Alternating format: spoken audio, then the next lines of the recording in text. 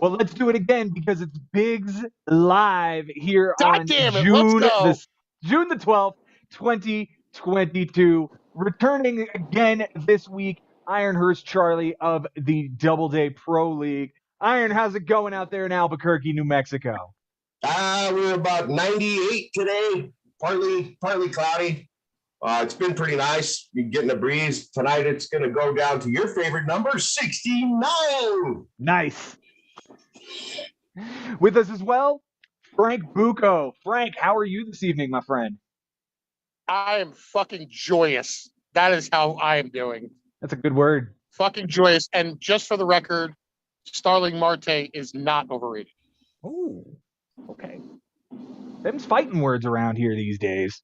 Them's fighting And words. Zach Plesac and Kyle Wright are He is, not however, on your candidates. bench, Frank.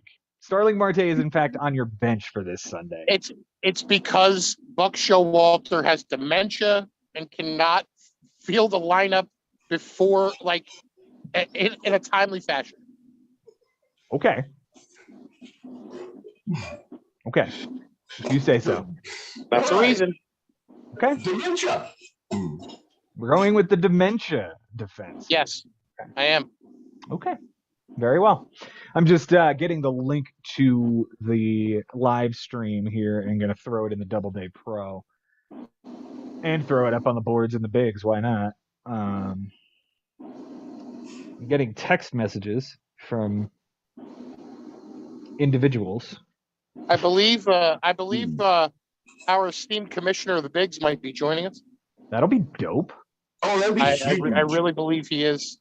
Oh, that'd be huge, dope. man. I mean, if he's not joining, I mean, we're going to call him out. Let's go.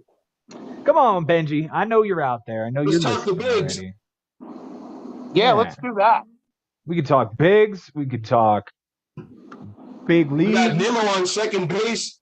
Who's on my bench? I benched him. Oh, I was only only caught in that rundown. I'm down one. Did he get caught stealing? Is that what happened there? Okay. Yeah. Second Okay. and third. I could live with that on my bench. Marte drew a walk. There you go. Does that help you? No, because I was up in walks by like 7. Okay. But the Mets still have a man on second base, so with Lindor up. Oh, I gotta jump off for a few guys. Sorry. All right. No I'll be problem. back. We'll see you in a minute. Okay, here we are, 101. All right. This is What's it. the stupid Trout? Let's hear about Trout. Mike Trout is on the market, and we know this. And a couple of guys have inquired, and I'm just going to throw it out there right now. Look, I have Tatis, I have Trout, and there's 3 other spots for some keepers. I don't know who I'm keeping yet beyond Tatis and or Trout. Now, I say and or. It would take a monumental package to come get Tatis, but honestly, he's probably just not available. Because having the best player in baseball for the next umpteen years of his career sounds like a good idea to me. But Mike Trout's already 30, and he's not stealing bags anymore. And that's a good chunk of his game, and especially an important part of the game here in Doubleday. Now, is Mike Trout available? Yes. Will he move this year? Yes. As long as you come with the right offer. I'm looking for a keeper on the hitting side, a keeper on the pitching side, and 2 draft picks in the top 5. And we can negotiate whatever other pieces need to happen to make those 4 things happen, but that's what it's going to cost to get in the door. Iron, what have you got for me, man? Oh, well, now I know your terms. I'll have to sit back and evaluate. I mean, I just off the fly, not really want to, the first one is Starling Marte. Okay. Marte is a valuable piece. We talked about him last week. Definitely not overrated. Yeah, he's overrated, but, he's not a Trout. No. He's not a Trout. He's also, he's one of those guys that I'm like, okay, do I keep or not keep? How many more years am I going to get this? And these are all the questions that everybody at the top of the standings has to think about. You only get 5 guys, and the rest of them are getting thrown back, and guess who's got all the picks next year? Well, Starling Marte does look like a nice. I mean, so like in in the bigs, Mm-hmm. you have managers that are changing names daily Pretty much. at times. Sometimes. So here, I'm one of them. So here in the Doubleday, we pretty much have our brand, and we stick to it. But bad news came about for a bad year. He's held that brand since then, and now he's out. You know that he's out to win. He wants that crown. And that's the thing. I would certainly expect. Underdogs is watching. What's going on, man? You dogs. Yeah. Like, listen, I'm not going to make a deal here tonight because at the end of the day, everybody deserves a fair shot at this. But this is how these things are going to be negotiated. And I am certainly on board to listen. In order of your pieces, I would rank them Jose Ramirez, Rafael Devers. Then I guess it would be Starling Marte on the offensive side. No, Corey Seager. Then Starling Marte. So I'm assuming that the three I just named are going to pair with Trout as your keepers. Ramirez, Seager, Devers, and Trout in theory. Yeah, that sounds right. I mean, that sounds about right without having it right in front of me. Yeah. Okay. All right. Let's see. This screen has got to go away. It's like I don't want to see that Zoom screen. Okay. Oh, Edward Cabrera proved he's human. Now look here. Now the value of Frankie Bucco. It seems quiet in the room without that guy here. Right. It's much more, mellow and. Where's the Bucco on the porch, bro? Right. So we had some fun. Let me see if I can pull this up. Okay. Or I could just share my screen. I do have your team up in front of me. Well, I'm going to share something else that I've shared in the league, in the chats, and it's going to be, it's my clip of Frank Rocks right here. Mm-hmm. I played it for you earlier. Yeah. Yeah. Well, Starling Marte is also overrated. And boom. Look at Frankie. I would take Starling over Anderson any day. I mean,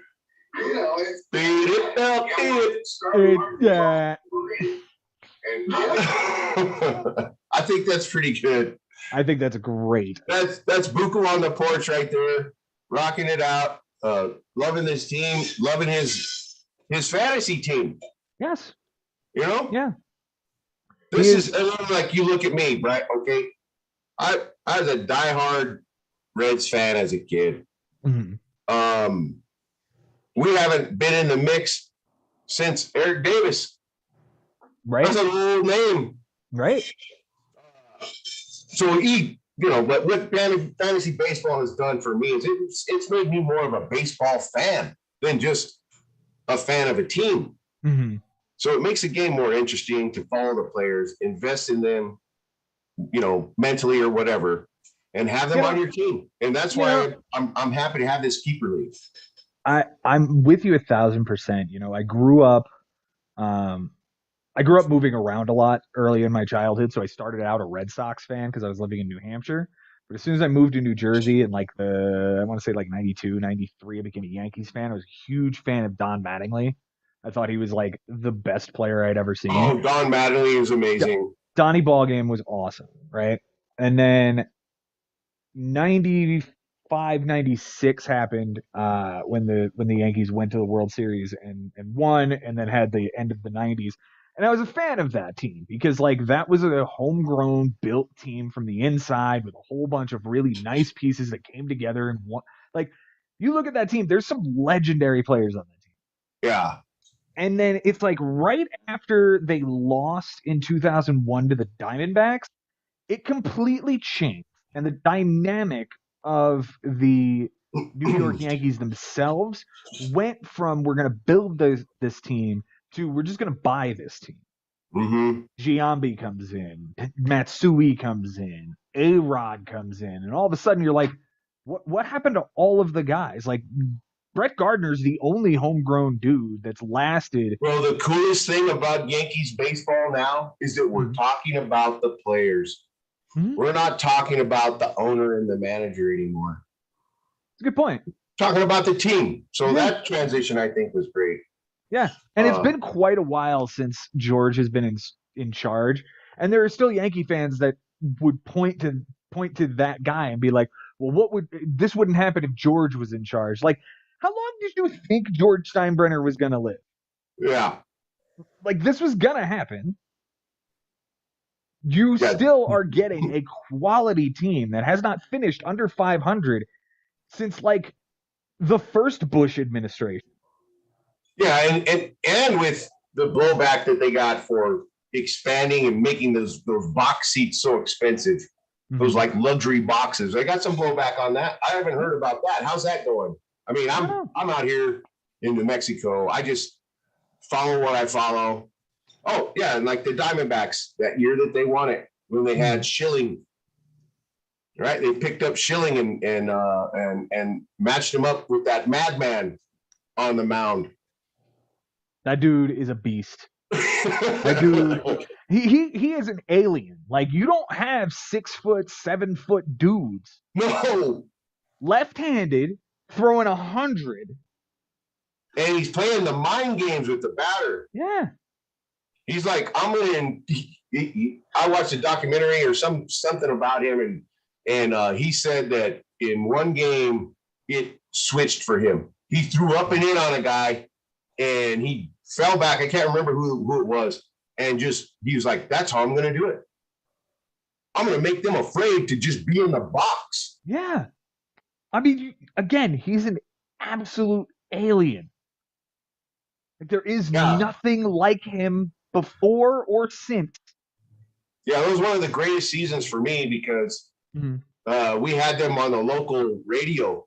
Oh, that's dope. In Albuquerque, and that's part of why we get blacked out, because they can't sell their radio package to the local stations and stuff like that. But I remember we were just living. It was when my wife and I were first together, and I'm working to try to get us set up, and I was listening to those games all the time, out in the yard, doing what I had to do. And for them to win that year was pretty special. So I was a baseball purist back in the day, but then you realize, there's nothing pure about the game.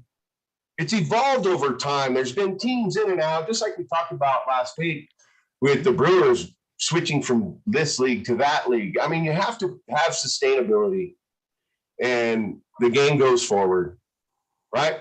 And that's what we experienced this year. And the guys made a deal. That's a really valid point that I want to bring up. This is obviously we're now 2 full months into no more pitchers hitting. You're a fan of an NL team. I'm a fan of an NL team. I love it. Do you miss it? Come on. Does it matter if you play small ball when you have a pitcher or not? You could probably play better small ball without him anyway. I was listening to XM this morning. The guy that does the minors and majors, and I think it was Graham, pitcher, and the guy asked him, "Hey, how do you like the fact that you don't have to work on hitting anymore?" He says, "It's great." He's a pitcher. Come on. Why would we? It doesn't bother me, because when they expanded the league, I wasn't real happy about it. I thought, but then, these are the guys I love now, like the Marlins and the Diamondbacks, the Rockies. You watch the players that they bring through the system, and if only, right? If only they had hit the lottery somehow, right? They have the best player development because they're on the edge. They're doing what they have to do to bring in the players that are on the cheap and bring them up. And it's great to, and it's great to watch them. You see the difference at AAA, okay? The AAA guys for the big clubs are snobs. The AAA guys for the small market teams are workers. They're in there trying to earn their way into the bigs. Mm-hmm. You get a different brand of player out of those organizations. Mm-hmm. I disagree with you 1,000% about the Colorado Rockies specifically because they're a fucking terrible franchise. Well, they really, really are. I went back to the year 2000 looking at every single one of their prospects, and it is just an absolute travesty what they have done over the last 20 years when it comes to their farm system. Look at this. This is the top 100. These are the top 100 prospects at the time these things were released. And all of these guys were on the Rockies. Ben Petrick, 27 career homers. Chu Freeman, 285 at-bats in the bigs. Jason Jennings, he was good, right? With his 4.75 ERA and 500 average. How do you have this in your back pocket, bro? Because I'm good like that. How do you we had a conversation because I did not understand why the Rockies signed Chris Bryant and why Chris Bryant would want to go to Colorado in the first place.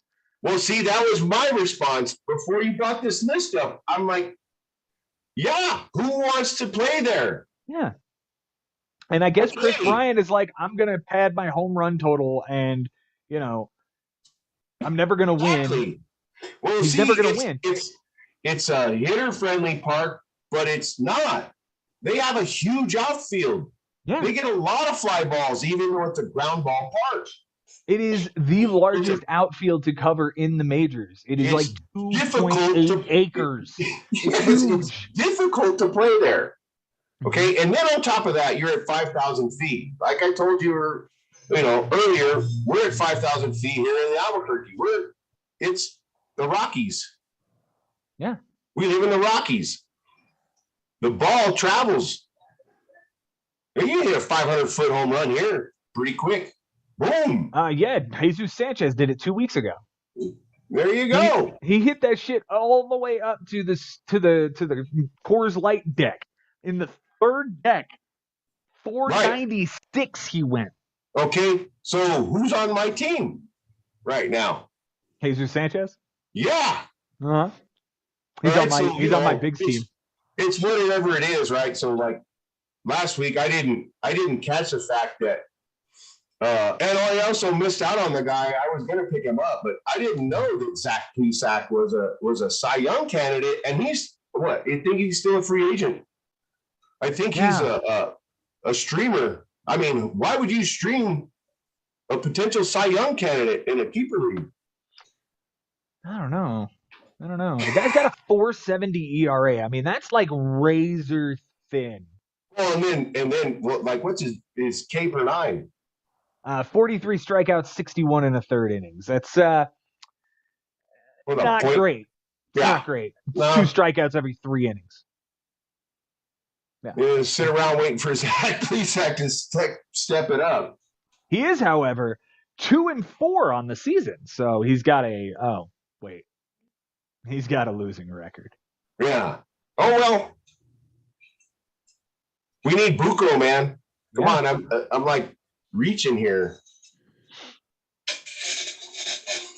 How are the Mets doing currently? Let's see who We're it is. Still up 2-1. Oh, we're up 3-1. Nice. But that probably means Iglesias isn't getting in, and that'll be disappointing. Let's see what we can do here. The live standings.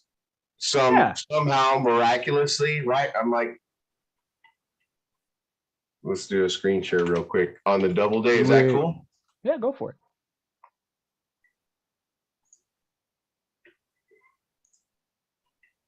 All right. So somehow miraculously, if you are able to break even, you can stay in third place. Thanks to domination. These are the categories you have to worry about when you play domination: home runs, RBIs, strikeouts. Those 3, he wants to dominate, or he typically dominates. Like, how many guys have Mark Canha? When we talk about players that are in and out of the lineup that aren't everyday guys. Yeah, But lately he has been in the lineup every day. I mean, I could see like Okay. playing him Yeah. until, he's out of the lineup, dropping him that day, letting Right. him clear waivers and grabbing him again. Like, I could see something like that. He is hitting 300 though. Like, Well, I'm listening to the game earlier, and the announcers are like, Mark Canha's that kind of guy that when you see him in the lineup and you're playing against him, you're not real happy about it. And then when he's on your team, you're loving that he's in the lineup because he's just in there. He's like an irritant, like a piece of sand in the clam, right? Mm-hmm. So that's pretty cool. But like I said, I mean, I'm breaking even. I'm here in third place. Let's see. Bad news. Bad news is starting to run away here. He's starting to run away now. Let's look at the league stats. I need to move this thing. Let's see. So on the rank, MLB East is drifting. Your division leaders in 5th. Right. Then we have Bad News and Curly Shuffle. That's a guy I really like. Look at it. Look at this. That's a 56, 21, 57. That's a lot. We got the U-Dogs dancing around that he got 60 runs, 62. Okay. But where are your RBIs, bro? Yeah, how do you have 62 runs and only 41 RBIs? And 16 homers and 41 16 dingers, RBIs. yeah. Who's on your team, right? That's what I'm talking about. Where are they in the lineup? Where are they in the batting order? Yeah. But Shuffle, this is a New York guy. Gary Grillo, this guy rocks out every year. When it was a 16 going to the playoffs, the last person you wanted to face at the end of the season was this guy, Curly Shuffle, because he's always working it. Oh, that's decent, right? 64 innings, 292. He's got the smalls, bags, wins, saves, holds, 21 bombs. Come on. That's a lot of bombs. Who's he got? Does he have Jazz? Because I know Jazz is like, he does have Jazz. I think he has Jazz. Because Jazz hit 4 this week. He was just all over the place.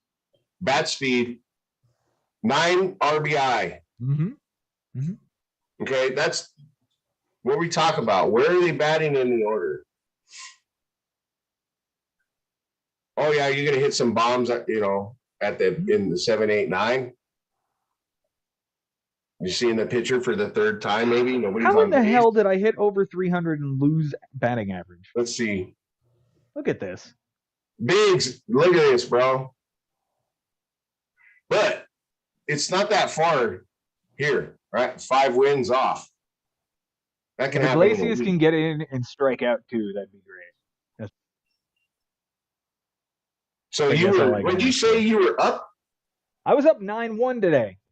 He came back and got strikeouts. He came back and got whip. Looks like today's totals. 9, 1, 11. See, I didn't put up the 7-Eleven sign for this guy today. That's a 7-Eleven. If you have 7 in either RBIs or runs and 11 in RBIs or run, that's a 7-Eleven in the double day for the chat. That's what I've been doing for it. Yeah, that 11 RBIs won him. Look at that. This guy, his staff is better than Zach Plesac on the Caper 9. Yep. And the ERA by 3 ticks. Yeah, 3 ticks. All right, so he picked up a win. He was not going to have a chance on that. You beat him out on the smalls there. He picked up enough Ks to beat you out, right? Yeah, unfortunately, because Edward Cabrera just did not play well this week. 3.2 innings. Yeah, and a 12.27. But what really hurts is the whip, since I'm losing that category by 2 ticks, and this dude has a 273 on a Sunday. That hurts. Yeah. So look at this bold move. We talked about this in the league earlier, but I thought this was pretty bold. Trevor Rogers. Yeah. I Trevor mean, Rogers. he was Trevor they were Rogers. playing Washington. It was a good play. It was a good He had screen. Soto at the plate with the bases loaded, and got Of out course, with Juan Soto didn't come through because I drafted Juan Soto in the delivered bigs. 2 RBI. Oh, dope. That's, Okay. You know, he knocked in a couple of runs on that at bat, but this guy's underrated right here. Everything that I see tells me to drop or trade Bell. He's been lights out. He's been really good. He's been really, really good. This is the first time we're seeing it since the Juice Ball year of 2019, though. Okay. But like he's not doing what he was doing in that season. He's not launching the ball the way he was. He's just doing what he was supposed to do all along, and that's just hit fucking line drives. His line drive rate is amazing.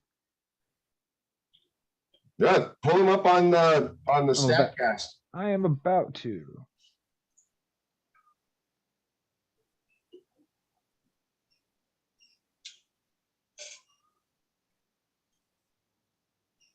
Yeah, this is what we're looking for. Right here. Strikeout percentage is way down. Expected batting average is way up. Max exit velocity is way up. But what we're really looking for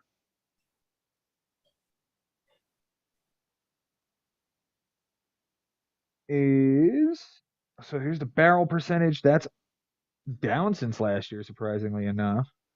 Here it is, line drive rate, 26% line drive rate.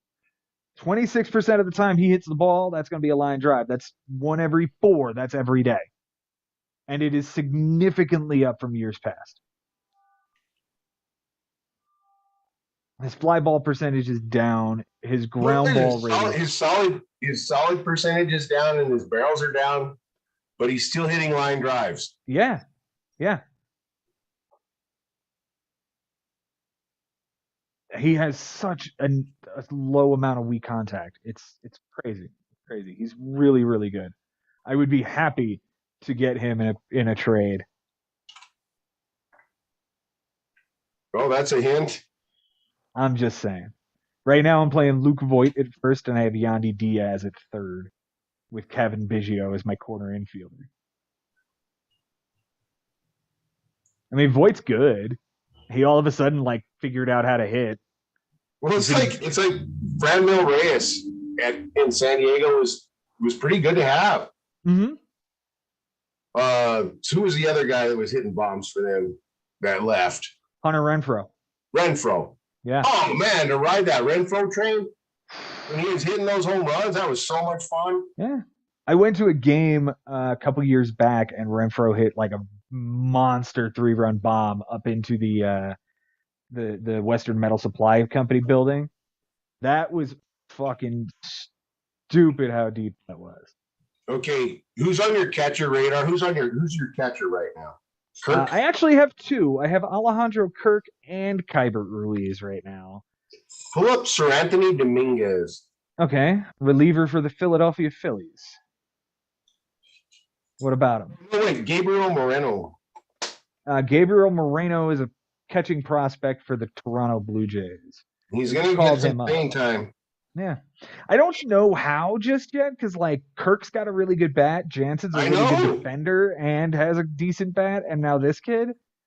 I mean, if they're happy playing, why did I pull up Seranthony Dominguez? He has 10 saves plus holds, 3 wins, 29 strikeouts, 22 and a third. He needs to be owned this week. If somebody doesn't pick him up tonight on the overnight, once 1 o'clock hits tonight, my time, I don't know what it is, your time. It is 6:45 here. Yeah, when he hits 1 o'clock tonight, that guy's gone. If he's not on Fans team, I'll be surprised.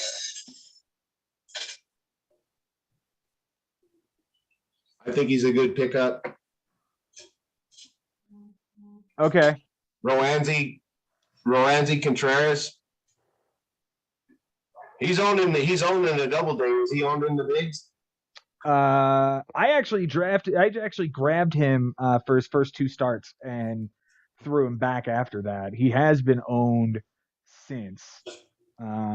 So these are And guys that is currently owned in the bigs. these are guys that are Stabilizer. coming up today as sneaky picks for tomorrow on the RotoWire podcast. You got Roansy Contreras, Mhm. Gabriel Moreno, and Yep, Sir Moreno's Anthony owned. Dominguez. Costas owns him. Who's the other guy? The Dominguez from Philadelphia. So you should probably check his ownership again in the double day. He's got like he's getting that small category every time he goes out, like the last 3 games. They could eventually make him the closer because Corey Knebel's kind of shit. Right. They were, yeah. That's the deal. Like the whole bullpen overall is kind of garbage, but he is really good. A 1.61 ERA, an 0.94 WHIP, more than a strikeout an inning. Yeah, I'll take that I mean, guy all it's the week. Phillies, and the Braves that are chasing you. Mhm. Is it going to be like last year? I don't know. I honestly don't have the answer. The Mets, no bets. We need to get healthy, and You can't It bet on seems the like- Mets at the end of the season, or what? I think if we can hold a lead until the All-Star break and get the 2 stud pitchers back, I think we can fend it off. But if anything happens to either of those guys, Lindor or Alonso, or for that matter, McNeil, who's been really good this year, I would be really concerned. Well, surprisingly, Walker's throwing another good game. Mm-hmm. I mean, really, the guy was somebody that everybody was targeting when he first came into the bigs. Yeah. So we were talking about resumes. Hmm. It's like Rich Hill, same thing. I think That it was dude- Curly Shuffle was the one that was picking up Rich Hill last year. Yes. Dick Mountain does have his moments. But Walker's one of those guys that you want to stream. Mhm. I mean, I don't think you want him as a Taiwan Walker? yeah. Frank owns him. Frank used a waiver claim on him. And waiver claims Well, are a pretty big deal in the bigs. Like, obviously, if you use it, you go to the back of the line, and that's 16 deep. Ooh, yeah. Yeah, Right? you're not going to be using that every day. No. I used mine. See, here's another thing about head to head. Mhm. Okay, you talk to guys that play roto, they don't care about their waiver priority. They get their guys set. They ride the good guys. They don't go in and out. In head to head, you have to be in there every day. And if a guy's not hitting for a week, oh, you're just dying over that. Yeah. And then you see somebody that, like, for instance, Hoskins, Mm-hmm. the U-Dogs, if he's still with us, hey, that's a good pickup. Mhm. Right? But he's on the waiver wire for a reason. Yeah. Because he wasn't hitting. So, I don't know where I was going with that, but it's fun to learn the players and be able to make moves. And head to head is a difficult format. Hmm. What you got going on there, Joe? I'm No offers on Trout? No, I'm looking at the free agent list right now, and I've got one move left for the week. In the bigs? No, in the double day. And I'm looking at a guy that, like, I don't understand why this guy's on the wire, let Yeah, I alone know what you're already talking cleared about. waivers. Now, I can't drop who I would like to drop him for because he's already played in his game. And I already dropped the only pitcher I felt comfortable dropping on my bench to pick up Sir Anthony Dominguez. Sure, Anthony Dominguez. I did. Okay, let's see who you're. Let's see if I can figure out who you're targeting. Yeah. On See the if you can offensive figure out- side, Yes. and it's free agent pool. Yes.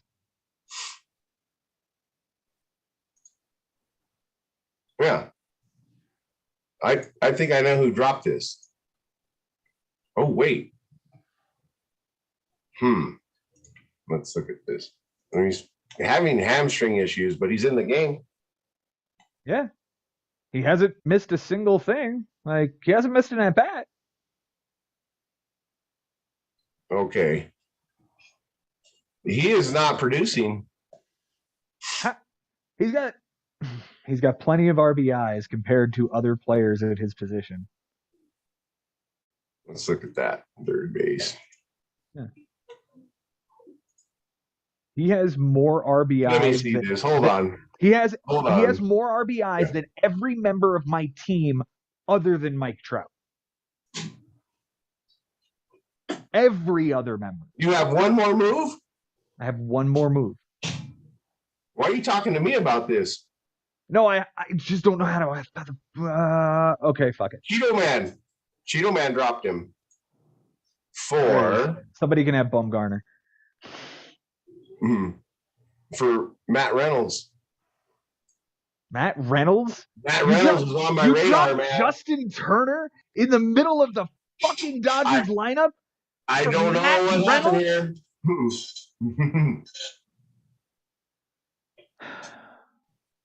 Wow. Okay. Yeah.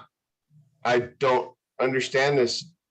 I will absolutely take a fucking all-star. Okay, so Reynolds. That just fixed my third base problem, because I was like, I hate playing Yandy Diaz right now because he walks and his skill is on base percentage, and he walks so much. That's not accounted for here in this league. I know. Let's see. 31-year-old Matt Reynolds is owned by gotta be the Cheetos, and he knocks another home run. He went 1 for 4 with a solo home run on the 9th. Okay. Is he playing right now? Kennedy. Let's see. Hold on. He played today. He went 2 for 4. 2 for 4.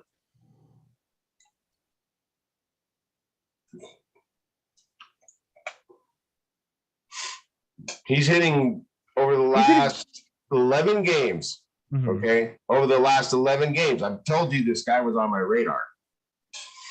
He's had 41 plate appearances. He's got 12 hits, 4 runs, 3 home runs, 6 RBI. In 40 at-bats. And a stolen base. He's hitting 300. All right. But in the bigs, he has 3 errors as well. Mm-hmm. You have errors in there in your one of your categories absolutely. On the offensive side. Absolutely.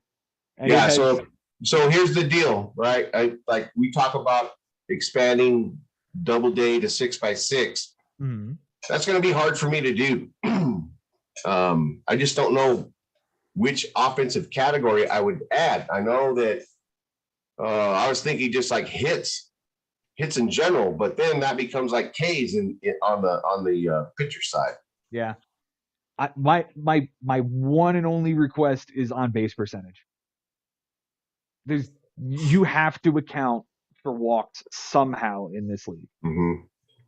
With as deep as you're making it and as competitive as it is, adding on base percentage makes things really fun, because there can be weeks where you win batting average but lose on base percentage because the guy you're playing has like 20 more walks than you do. Yeah, and you're pissed. Yes. And you split those categories that sometimes and most of the time are married to each other. Well, I appreciate that, because how long has the bigs been using 21 cats? 21 categories we've been using for only a couple of years now. We were actually at 23 at one point. Yeah, we have since gotten rid of complete games and shutouts. We also had ground into double plays at one point. There was also fielding percentage instead of errors for a while. Well, yeah, because if you're it all depends on, it's position dependent, right? Yeah. And fielding percentage specifically is like, dependent so much on luck. Like, if my second baseman makes an error early in the week, and then his team is only throwing left-handed pitchers, and he doesn't get as many. What's the word compared I'm to a looking guy for? that's, second Attempts, baseman, yeah, that's like hitting defensive attempts. Right. Then my fielding percentage isn't as good.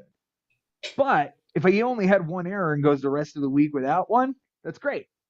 Right.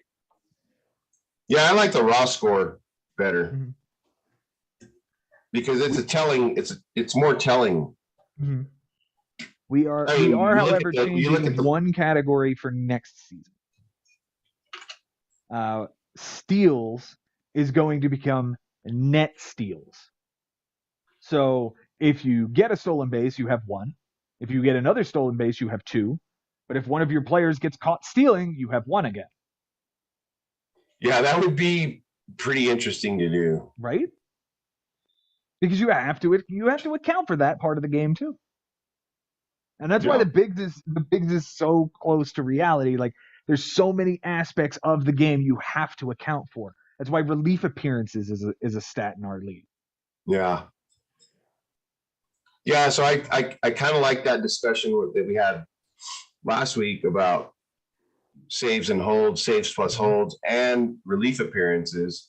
So if we added relief appearances and took holds away. But here's the other thing, okay? I don't like to change things once they're set.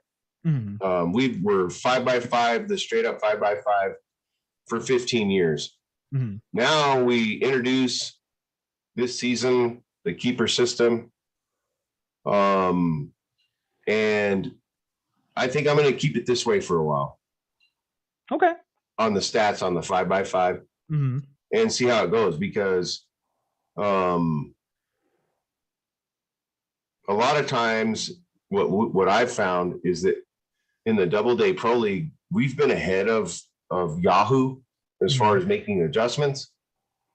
One of the first hockey leagues I played in, there were unlimited moves, and in hockey, that's a no-brainer. The schedules are so variable, you just fill your lineup every day and you win the league. So I wanted to prevent that in the Doubleday, but I wanted people to be able to make moves. So right now we're at 9 moves. I think it's working out pretty well. That gives you 7 streamers and 2 position players each week with what, you can do with what you want. But in the end, I would suggest if you do ever plan to bring relief appearances on board, that you do up the moves, because reliever roulette would become quite a fun game to be playing. Right. So it would change the dynamic in the very second season.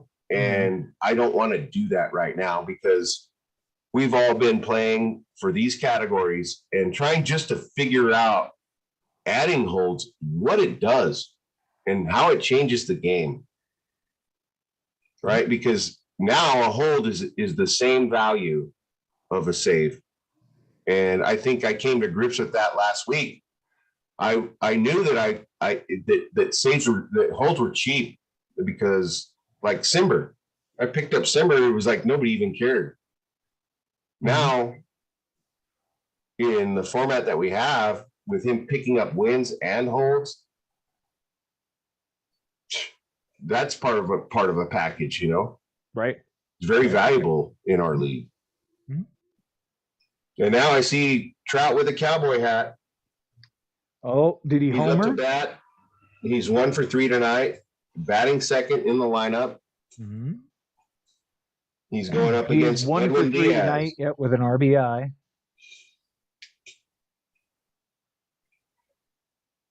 Edwin takes it right at him with a fastball down and in, maybe a slide piece. I don't know Edwin's top velocity, 100 miles an hour. That was definitely absolutely. A slide piece. He's got a 100-mile-an-hour fastball and slider four seam. It's under the Mets 3. It's under the Mets 3 runs. Is Diaz owned in our league? Oh, absolutely. Yeah, no brainer. Yeah, he's I mean, one look of at the build. Look at the build of Diaz and his demeanor. Okay, he's a mean dude. if you're playing fantasy baseball against me, you better start watching the players.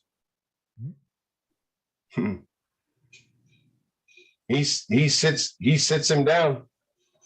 Trout goes 1 for 4. Man on first. Who is Yeah, that? Diaz, we're gonna get a W. Is that your doppelganger on first? Is that Marsh on That first? Marsh Who's on first base? Yeah, probably. Yeah, he walked. See, now, if we added on base percentage, Marsh's value goes up, right? Yeah. Mike Trout's goes astronomically high. Juan Soto becomes probably the best player in the league.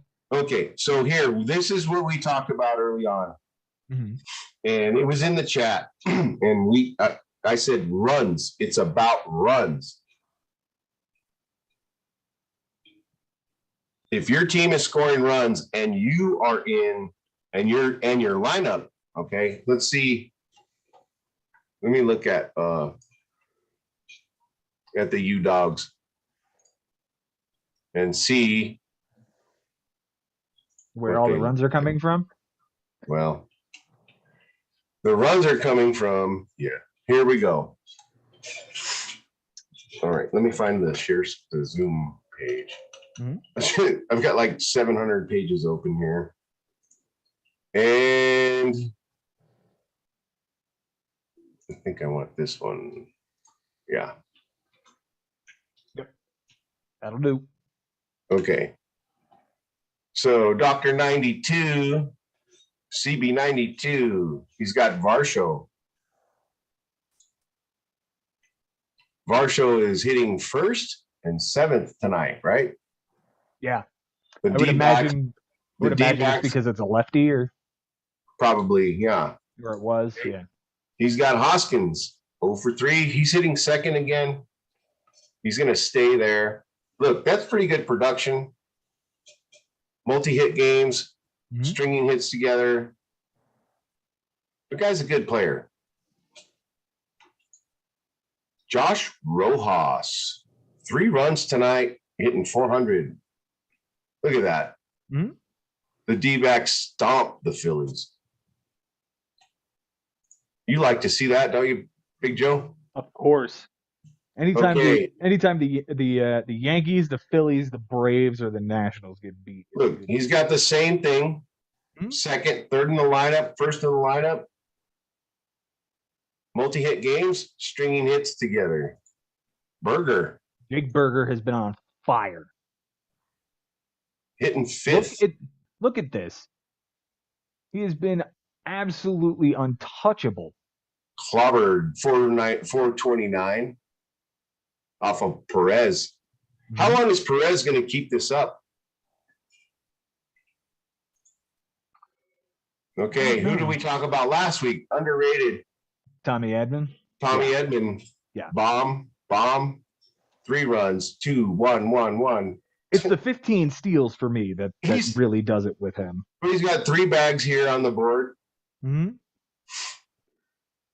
Multi-hit games, stringing hits together. All his guys are the same here. He's crying about Jesus Aguilar.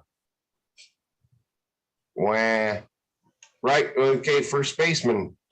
This is what he's supposed to do. Mm-hmm. Hit bombs, a couple of bombs, bring in some RBIs. He's not getting the RBIs.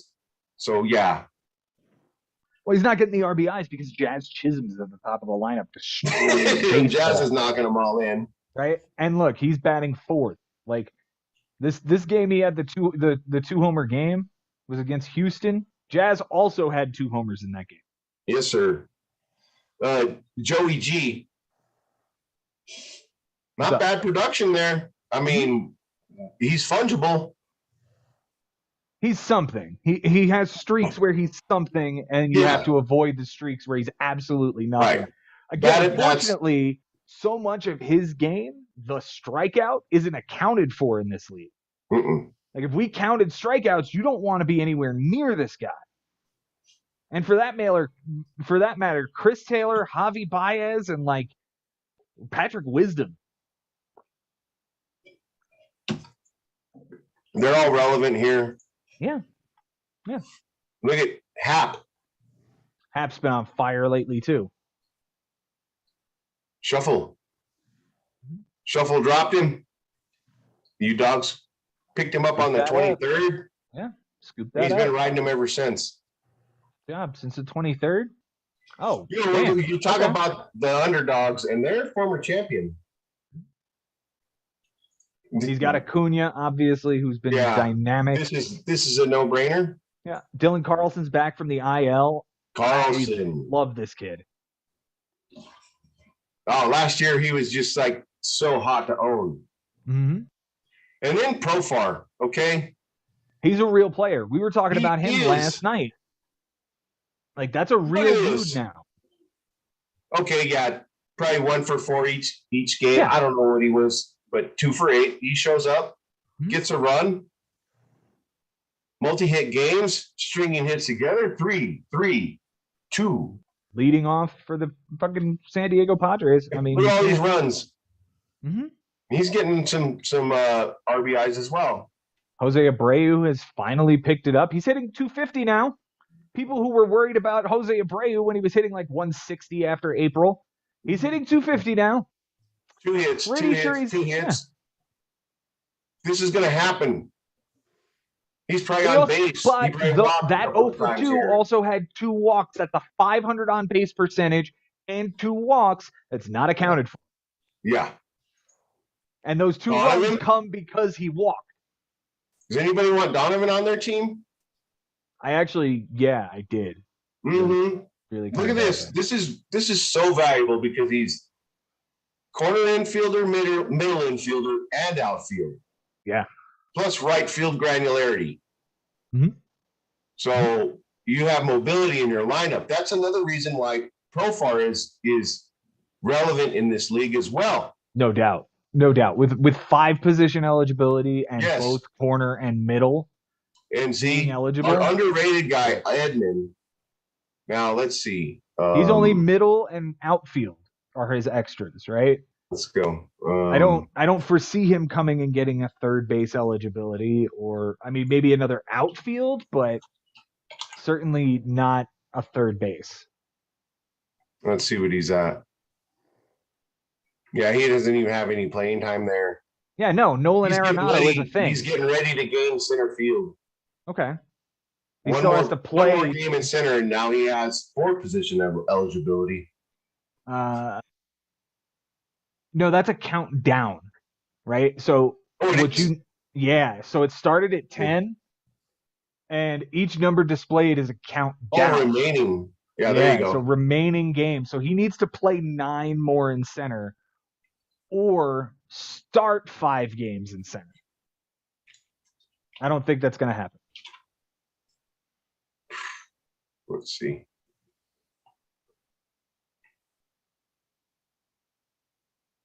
Look at this. Definitely. That's what I love to see. That's managerial approval. Mhm.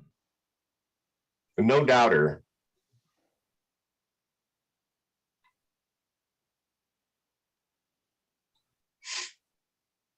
That's pretty good. Pretty good to see. Positions. Here we go. Second base, shortstop, outfield. He played once in center field. The right field eligibility is coming from last year. So he'll lose that after this season. Yeah, he's going to be an Something infielder. to think about. Yeah. He's too valuable. You don't want him out there. No. And middle Not infield with is this where he bat. Not with succeeds. this bat. Yeah. Right. Okay. Is this game over yet? Has this game ended? It's 3-1. 1 out. Lindor at the bat. Diaz threw the 8th? 5 outs left. Wait a minute. Diaz threw the whole 8th. Or 2 outs in the 8th, right? And then you're going to ask him to go a full inning against Duffy Lagares and Kurt Suzuki? Never mind. Those might be words I have to eat, but like, I'm kind of okay betting on Edwin Diaz versus those 3 guys. Chico. That's who I'm going up against this. Okay, so he's got 0.2. He got the last 2 outs in the 8th. He's rested. He can do it. Yeah. Not a problem. I mean, obviously, 2 runs against the Angels is not fun. Who's coming up to bat? Right now, Lindor is at the plate after Marte's line out. Now you got Alonso and Canna. Mm-hmm. And then you've got Duffy, Lagares, and Suzuki. Yep. I think I'm going to bet on Edwin Diaz to get rid of those. Yeah, I'll take care. Yeah, I'd bet on Diaz. Yeah. Might see a pinch hitter in there. Hmm.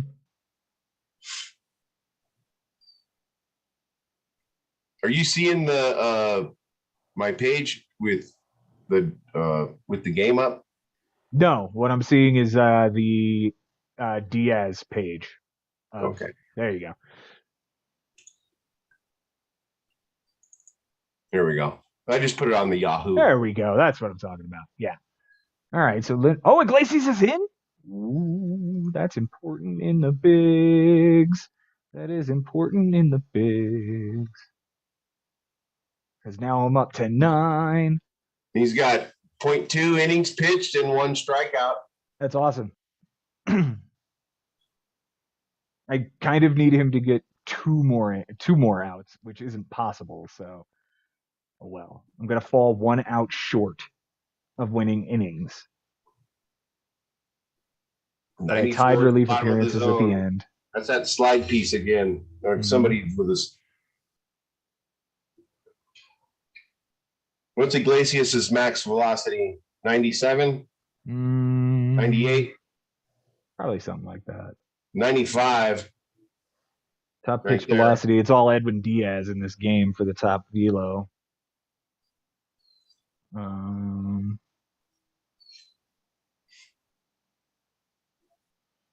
So Iglesias 96, 95, 94, 95, 95. It looks like 90. Oh, no, here's 100. Oh, no, that's Edwin. Yeah, so it's 95, 96. Yeah, 95, 96 for Iglesias with an 85 mile an hour slider. Right? He's got that. Some guys can't hit when they can't hit those different arm slots. Mm-hmm.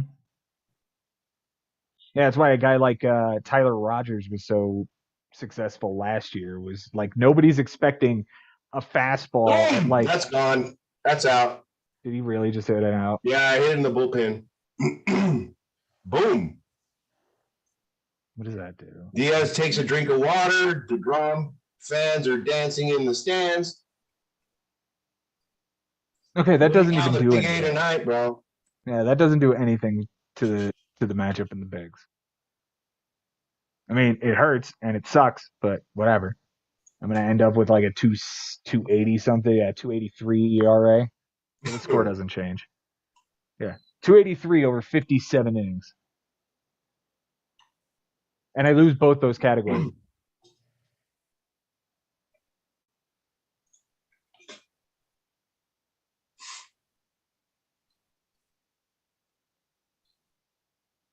What did it say? 408. Right in the Angels bullpen, dude. Nice. Nice. Big P is going for an MVP this year. Does this at bat matter?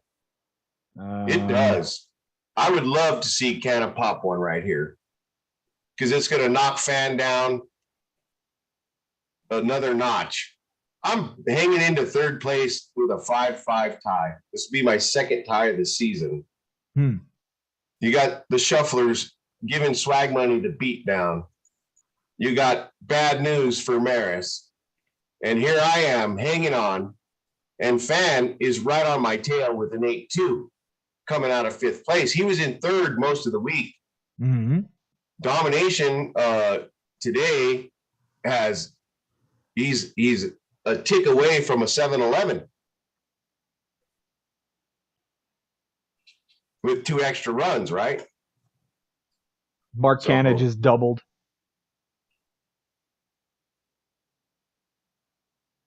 No homer. No homer. No homer. Does a run matter? Nope. Guess not. No. No, he's closed out on the runs. Everything else is done. Yeah. He's got Sandoval pitching. There's not a chance he's going to overtake him in Ks. Wins has already won. See, Dom is not playing saves holds. He's going to go after Ks. He's going to win Ks every week. Mm-hmm. Oops. But you look at the league stats and the overall rankings, MLB East, that was a topic of discussion in the chat. I mean, what happens here if we have 12, 11, 10, and 9? 9 goes to the playoffs. Mm-hmm. So somebody else won't because of that. So here you have the most difficult task. You have to get 7th or 8th to ensure, because there's no way you're going to catch this guy. No chance. Not happening. No chance. He's got 58 wins already. You've got 33. Well, that's after last week. After this week, he'll be at 72, won't he? Oh, no, that's no. This is live. Oh, yeah, okay. That's live. This is live. 58 wins, and I'm at 33. That's all right. But see, the good thing here is that for you is you only have 52 losses, right? These guys are at 50. This is doable. 7th, 8th. You're only 7 ticks away from 7th. I can get there. And yeah. We'll see what happens the rest of the season.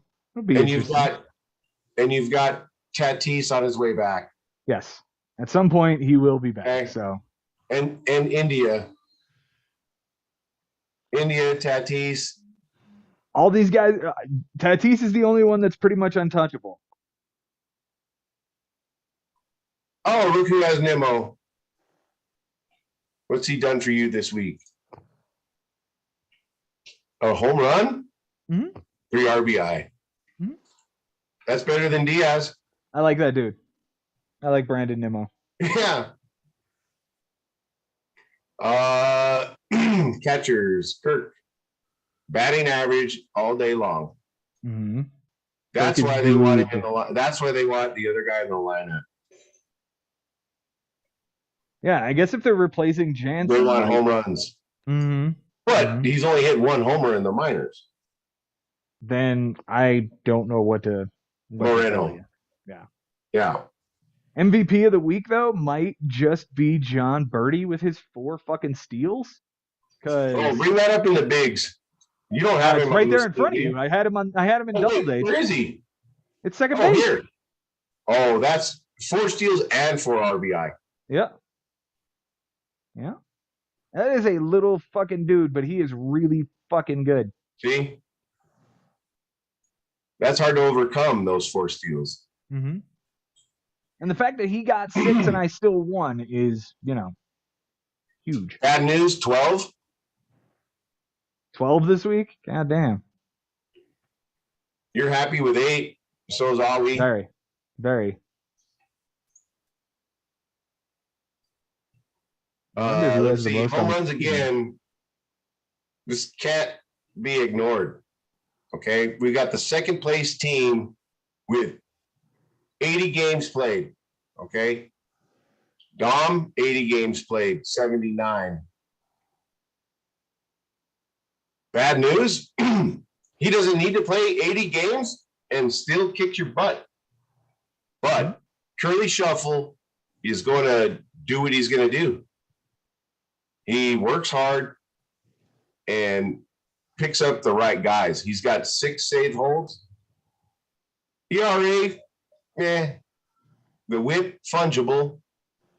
But these stolen bases, you've got to get in the category. At least 5 is in the discussion. Swag and Dom and the U-Dogs not doing so hot.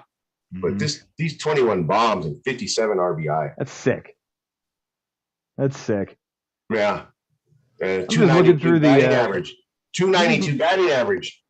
Nice for a week. That is damn good. We've got the U Dogs at 296 with their 62 runs. Okay, but let's look at the Ks. I'm going up against domination. You think I'm going to worry about streaming this week? No. No, I don't think that'll be necessary. I think you'll be able to get through that. This is where it's at. You Yeah, got to you beat can them win on those ERA stats easy. with these three. Yeah. Hopefully you get wins. Because some And of if the you guys don't, that's picked up- fine. You just went 4 for 5. Yeah. So it's like some of the guys that he picks up. Let's see, where's the drop players? Bassett got hurt big time. Yeah, that sucks. Lauer has been phenomenal, but not. Had a bad week. Perez. Are the wheels coming off Perez? No. Does he go back to being I think it was just one outing. Does he go back to being Martin Perez? I think he will at some point, but and maybe this is the start of that, but I guess we'll have to see. Who's he facing next? Look at Wright. 14 Ks, 14 innings. Mm-hmm. That's Zach Plesac territory. 2 wins. Yeah. Getting 2 wins in a week. Okay. Zach Plesac so here are his streamers. 9 Ks. Solid. Nick Martinez was good. Nick Martinez was really good. Thompson, the whip helped. And this is just, not the best outing, but hey, 6 strikeouts with 6 strikeouts. Yeah, serviceable with 6 Ks. Yeah. But I think I'm real happy with taking a flyer on Rogers, even though he played Washington.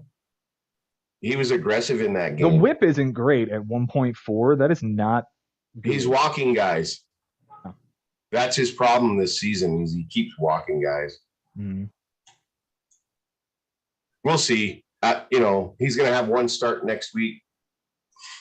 Not super valuable, but if he returns to the old Rogers, it's worth a look. No doubt. That's why I have Sanchez 0 for 8 for me. All right. Edwin Diaz has struck out Matt Duffy. Looks like struck out Juan Lagares. They got cameras on the field. Game over. Nice. That's a W for the Metsies. Where's the game? Here we go. Yep, 4-1 final. Taijuan Walker with the W, and Sandoval got the loss. Ooh. That hurts. I mean, hey. That hurts Bobby. 6 innings pitched, 2 earned runs, 8 Ks. Yeah, he gave up a homer, but hey, that's a solid outing, but you lose. Mm-hmm. See, that's another category. It would be like you do net steals, net wins. Yeah, that wouldn't be terrible if that's a thing that can be done.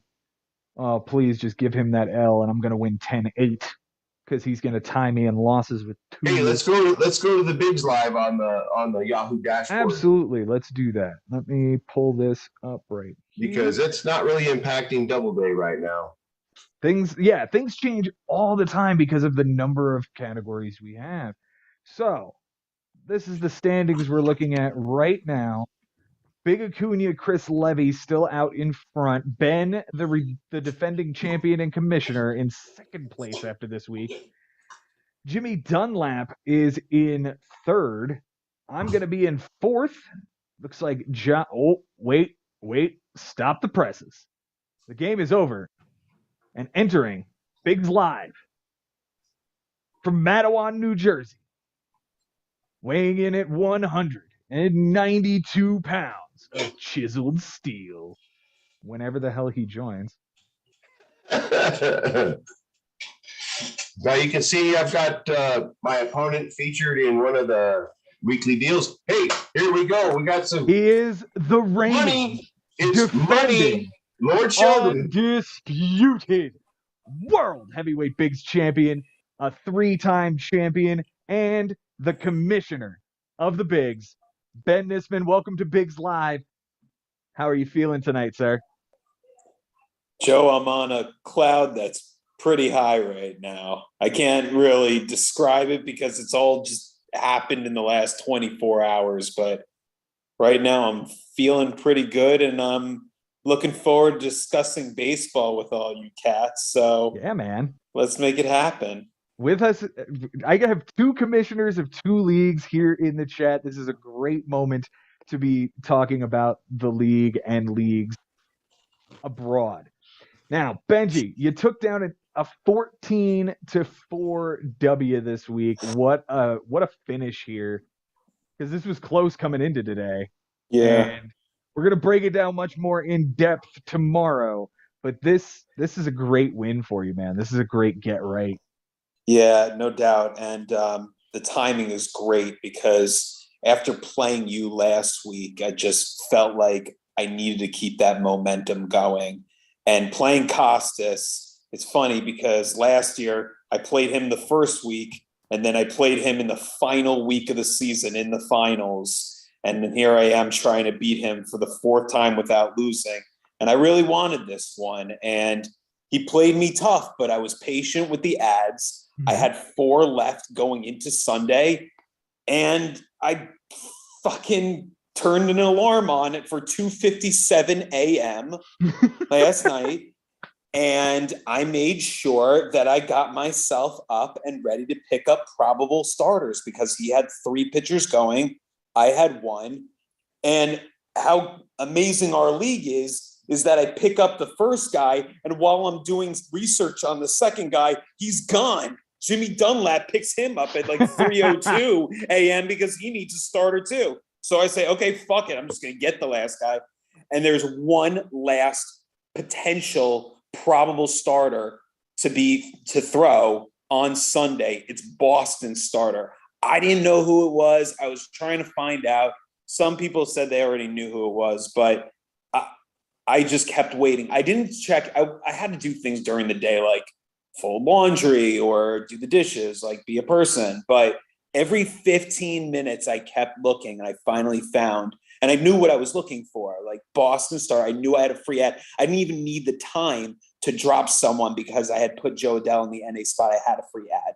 So I kept waiting, and sure enough, I saw a Boston starter, this guy named Crawford. I said, okay, boom, did it as quickly as I could. Joe, he threw 5 innings. If he doesn't get thrown on my team, and maybe I don't get the right reliever with my last ad, which I didn't even go for, I lose innings pitched by 1/3 of an inning. I needed to keep the work going. And every 15 or so minutes, I waited, but I finally found the guy, and no one else got him. And it felt good that was the work that paid off. And even if I didn't make the right decision between JD Davis and Anthony Rendon, and oh my God, I can't wait to get into that. But my last ad is Randall Grichuk, 0 for 3, but the RBI that I would need to win that category by 1, even if JD Davis doesn't have the day that he has. So I felt like I played about as tidy of a matchup. I was watching for strikeouts, and sure enough, like JP Crawford almost struck out, but he did not. So therefore, I was ahead by 3 strikeouts. JD Davis, 2 strikeouts. I win that category by 1 because I waited and I looked.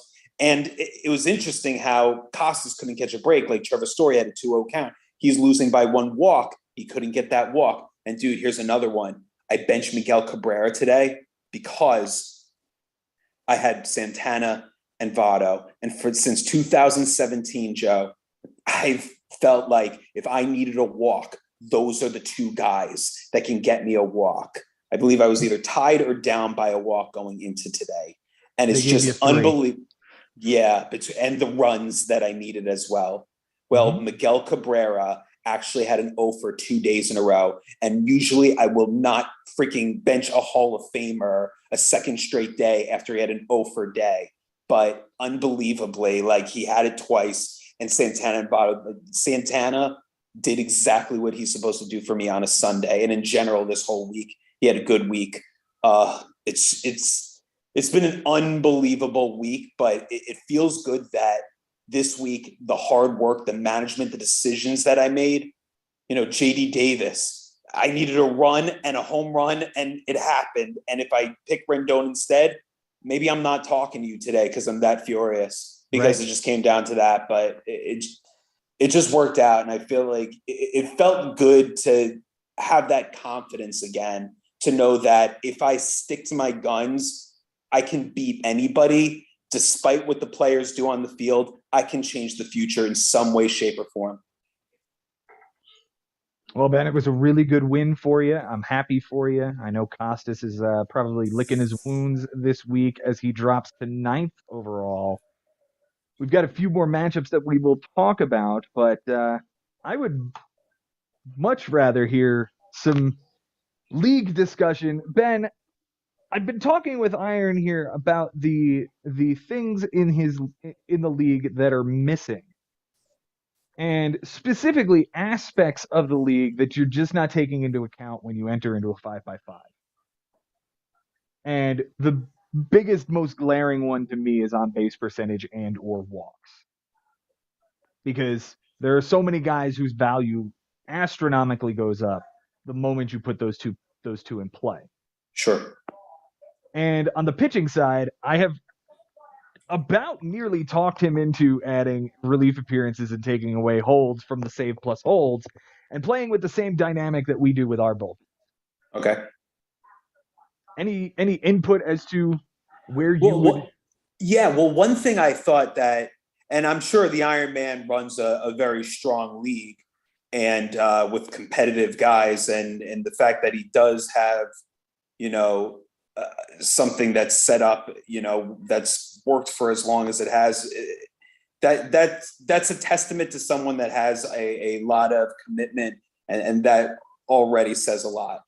One thing I thought that initially when I think of the hitting, though, is you say how certain things value certain guys.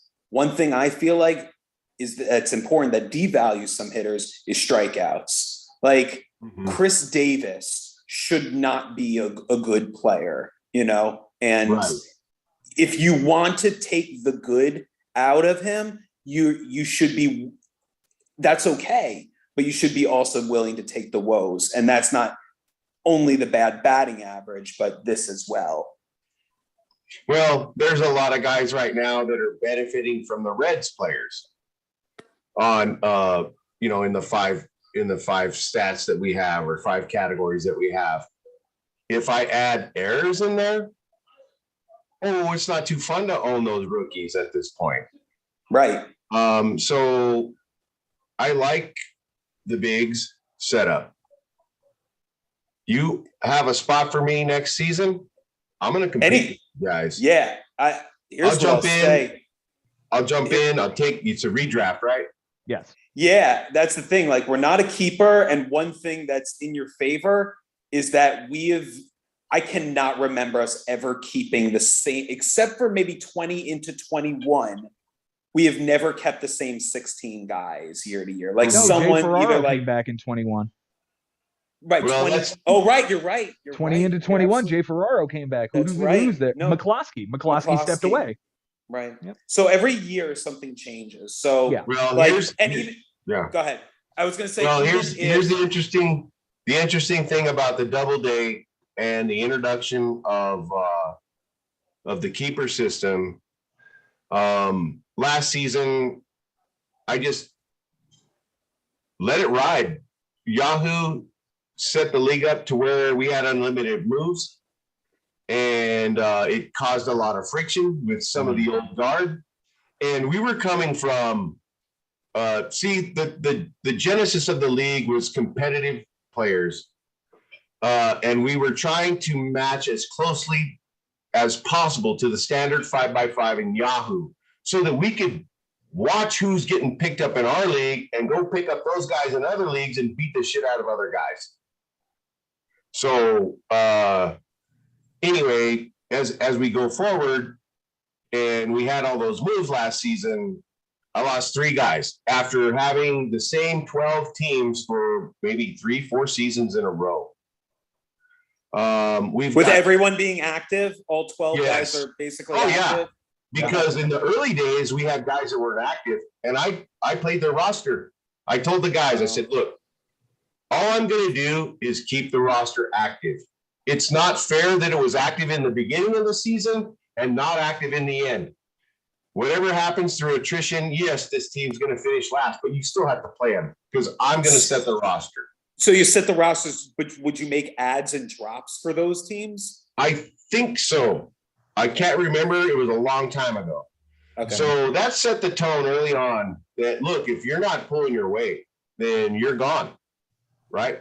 Yeah, that's basically that's basically what we did as well. I mean, when I noticed a guy that wasn't inactive or wasn't as into it or the passion wasn't into it, then I could tell they wouldn't care that much if I said I'm going to find someone else either. You know, not too many people were really that offended. Right. And if they're not offended, so it works out, you know. Because the thing is like I've told Big Joe, the special thing about what we have, Lord Sheldon and myself, is over 35 years of experience going head to head with competitive managers every week. We are different than Roto. I don't want to play Roto. That's boring to me. It's head to head against somebody else that wants to beat you every week. Yeah. And then, you know, the Roto guys cry and complain that, no. It's what they're complaining about, and I said it last week, is volatility. You, as a head-to-head manager, have to be prepared for volatility. That's why depth is super important in these. Are you referring to volatility as in hot and cold streaks of players? Injuries, okay. Hot and cold streaks. Towards the end of the season, when the finals are being played for the championship, guys get rested. Absolutely. You have to know it's you have to in head to head. It's I can't stand Kenny Rogers, but you got to know when to hold him and know when to fold him. You're right. Absolutely. Yeah. So it's not just player evaluation. It's you have to be sort of a savant. And that's one of the tools that I've found from this podcast is using Baseball Savant. I love it. If I had that as a player, the pitchers would be in trouble. No doubt. For sure. So adding granularity to the pitching staff by adding holds was great. It's going to be a process for us.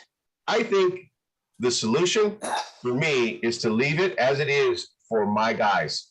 I've got 6 guys that have been there since the beginning. So firstly, do you have the unlimited ads currently this year? We're at 9, and the idea is you get 7 streamers if you want, and 2 position players each week to shuffle around. I mean, that's how I look at it. Okay. Because again, the most volatile position in head-to-head baseball is on the pitching side. But guys get hurt all the time. What is the inning minimum? 20. It's never been relevant. We had one player, I talked about this last week. We had one manager that stayed for 1 season that tried to play the game and go just barely get the minimum. Right. And what that does is it puts your relief pitchers, your few relief pitchers in high leverage situations week after week.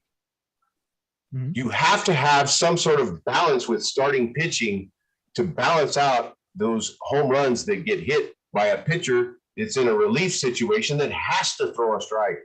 I don't know. I'm not sure. Because I've seen in our league guys go 20 to 25 to, I mean, Joe, this week there was a guy that went all the way up to 36 innings without giving up an earned run. Yeah. You know, that was insanity. Right. But my point is the reason why I've had to continue to bump it up is because we have been able to inch over the minimum.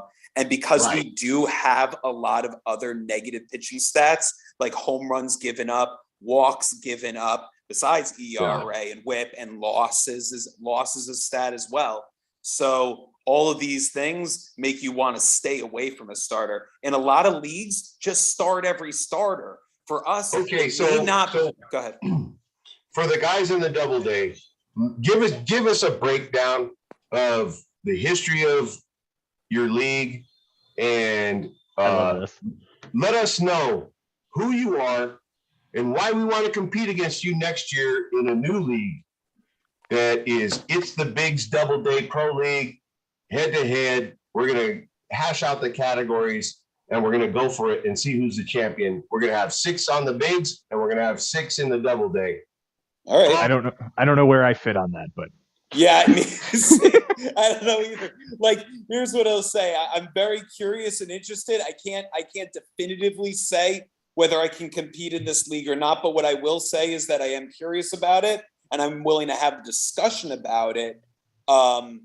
I'm very honored and grateful to even get to have this conversation with you. Same. Same. guys, welcome back, Frank Bucco. Hi, guys. Hey, man. Bucco. So I'll What's let up, you three dude? talk for a minute. I got stuff I got to handle. Just talk amongst yourselves. Yeah. And I'll just finish this thought and then I'll congratulate my buddy on a big win. Word. Thank is you. that the only reason that I might be apprehensive about competing is because the bigs is so much work. Like Right. it just is between competing and then also being the commissioner. It is a lot to think about. And then to take another league, I want to be able to do it 120% if I'm Right. going to go through with it. So like, Okay, then you If you'll qualify. understand. Then you qualify for the entry qualifications, bro. thank you. You have to Thank go you. 120%, or it's not double day. I still volunteer. You're There in, you go. bro. And this is very And good. then we've got Frankie Bucco, the Atlanta Braves Jersey boy. Yes, sir. I've got you as an alternate. But hey, all the guys Hey. in the double day right now are active daily. So Well, I'll still introduce myself. My name is Ben Nisman. Don't let the name on here. This is a borrowed friend's computer at some point. But anyway, we started the bigs. I started being a commissioner of the Fantasy Baseball League my first year of college, which was 2003.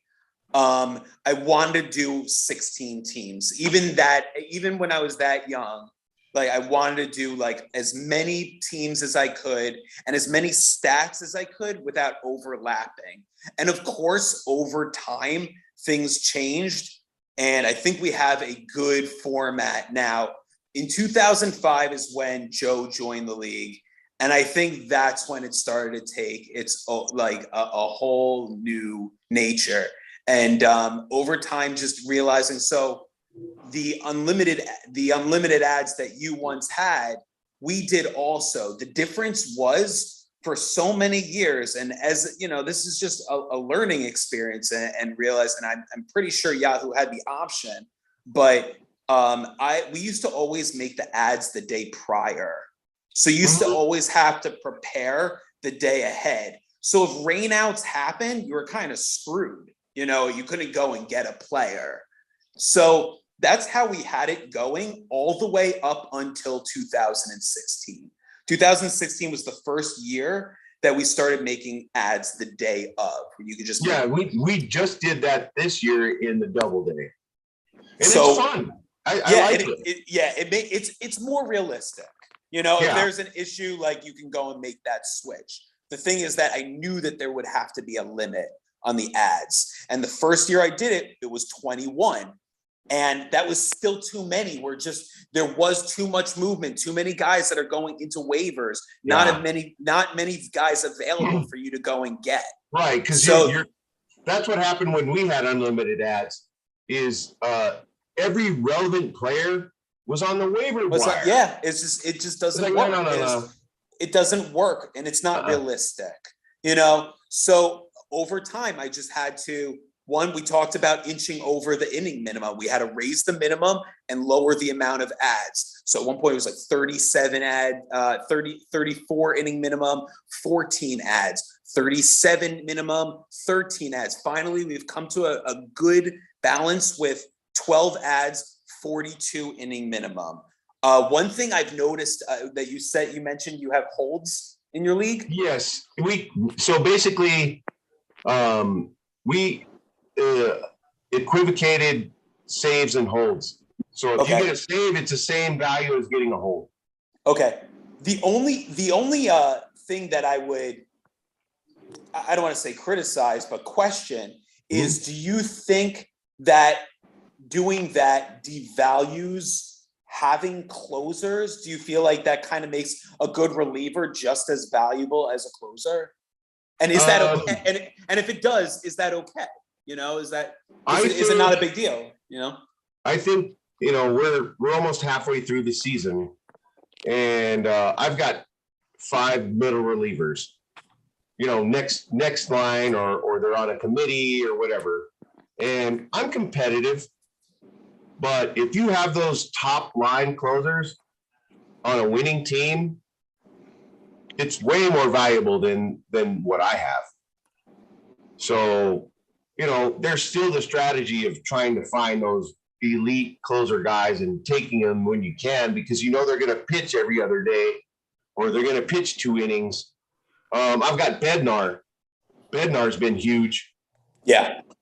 So good guy to have. So in 2012, I decided that I wanted to figure out a way to keep our free agency deep so guys had a reason to pick up middle relievers, but I didn't want to devalue closers. So the stat that I've had since 2012 is relief appearances. Mm-hmm. It doesn't take skill to come into a game, but it does take skill to have the foresight and who you think will come into the game. And because you have to go for that stat sometimes, it will require you to drop players that maybe you don't want to and keep our free agency pool deep. We have 16 teams. We play 26-man roster, just like in baseball. So we have it as close as we can. And I never wanted to devalue closers personally, because I still thought that getting a save is a skill. So sure. So there is still value in having good bullpen pieces. You know, it's a skill, and it's a legacy part of the game. Right. Some people are still following La Russa's format. You know, right. 7, 8, 9. So so just over time, little changes. 2014, instead of having 3 outfielders, now we have left field, center field, right field. It's very, and certain guys are eligible for all 3, right, or left and second base as far as that granularity of the positions is just so much more fun. Yeah, right? It so, does. Like, it adds so much depth. I don't know if you watched the last show or whatnot, but no, I didn't yet. But we have left field, center field, right field, and 2 utility outfielders. Wow. It's not utility. How many play in a lineup? I've got 5 outfielders in the league. Okay. And 1 utility spot. Interesting. So in our league, we play 9 hitters, just like in baseball. You get a catcher, first, second, third, short, left, center, right, and a utility. 1 utility. Yeah. So then, in addition to that, we added middle infielder and corner infielder. Wow. So now you're 3 first basemen deep, or 3 third basemen deep, or 2 third basemen and a first baseman deep. And then you have to decide, who do you want on your bench when you start getting down to where Jock Peterson is relevant in the league, because he's a platoon player and he hits bombs. Yeah. So if you have a guy that's platooning with Jock, if you've got both of the platoon players on the or not on the Dodgers, but on the team that he's on, you're subbing those guys in and out. And that's the theme that I have for my name in the league is Iron Horse Charlie. I want to be in there like the Iron Man every day, and I want to be like Charlie Hustle and hustle the best that I can and see if I can win the league. Well, Charlie, I admire the passion, and I'm very curious to see how things go now that you guys have it all kind of kicked off here and almost halfway to go. I think we've got like 4.5, maybe 5 guys for next season for a new league. Perfect. Frank. Yes. I'm very, very proud of you, man. That was. God damn it. Let me tell you something. I realize you could be frustrated about the Marte thing, but you had a lot of things that did swing your way in this final night game, and you got to be happy that you got whipped by one, and the strikeouts without and a good day from McNeil. You couldn't really ask for too much more than that. No. I mean, I didn't get the RBI I wanted, but that's just being greedy at that point.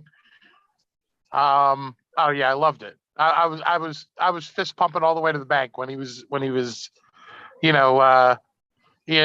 Walker was just carrying 10 people against an Angels lineup that shouldn't happen to. Yeah.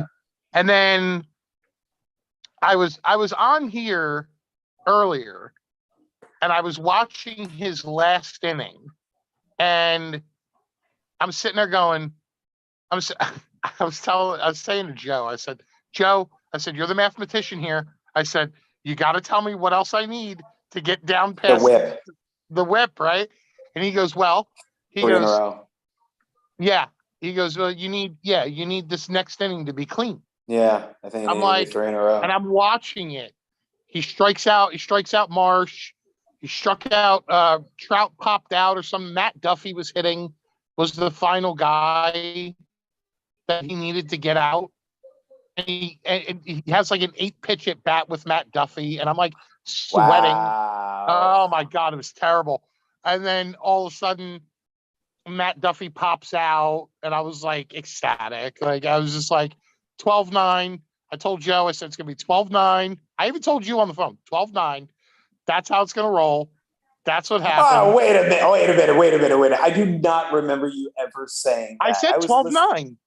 You said it could be 12. It could be 12-9. You didn't say it's gonna. I had it in my head. It was gonna be 12-9. Okay, that's not the same as saying it out loud. Okay. Now here's but at least the words came out of his mouth. It came out of into his mind. It didn't come out of his mouth. It didn't come out of his mouth until a minute and a half ago.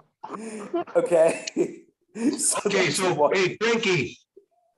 Last week there was a big swing in the standings. Your win this week puts you right back behind Costas. Where are you relative to Costas now? Because last week it was 1 position different, and then it was like an 8-position swing after the finish. So, can you pull up your Yahoo and tell us where we are? I can pull up mine, but I don't know. Joe would be if Joe could. Yeah, Joe would be the guy to share it. I'll at least tell you. Are you? I'm here. I've been eating, so I didn't have to. All right. Well, we need your expertise. We need stats. Damn it! Sandwich. All right. What do you need? Yeah, we need it. Show us 1 through 16, man.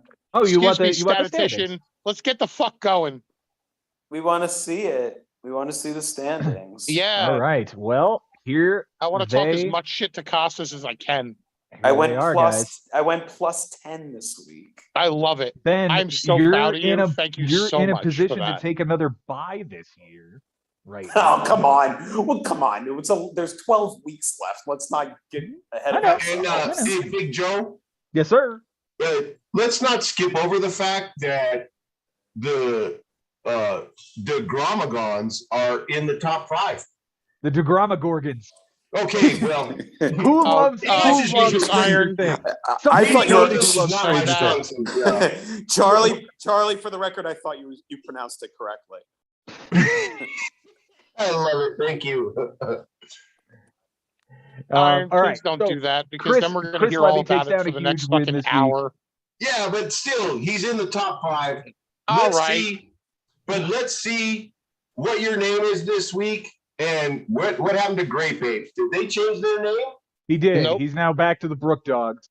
Yeah, because Brook he's dumb. Dogs, and he gets a beat down. And he doesn't just get any 14-4? beatdown. He doesn't even get any beatdown. He gets That's a 10 spot. world-class, one-of-a-kind world championship rematch beatdown from the reigning, defending, undisputed champion, Bendis. That score right there What makes me want to come through the curtain to a Dave Matthews song and fist pump my fucking way to victory, which is exactly what you did and what I did. Thank you so much, because I am now the superior manager. Great Apes, Brook Dogs, kiss my motherfucking ass. You heard it here first. Whoa. I am superior to your You're ass. still going to be 3.5 behind him. I don't give a shit. I'm So better. it's early. Yeah, well, Starling Marte is also overrated. And Goddamn right. He's overrated on my bench. Run it back and share the screen. I don't think Ben ever saw it. I mean, it's well, Starling Marte is also overrated. And I would take Sterling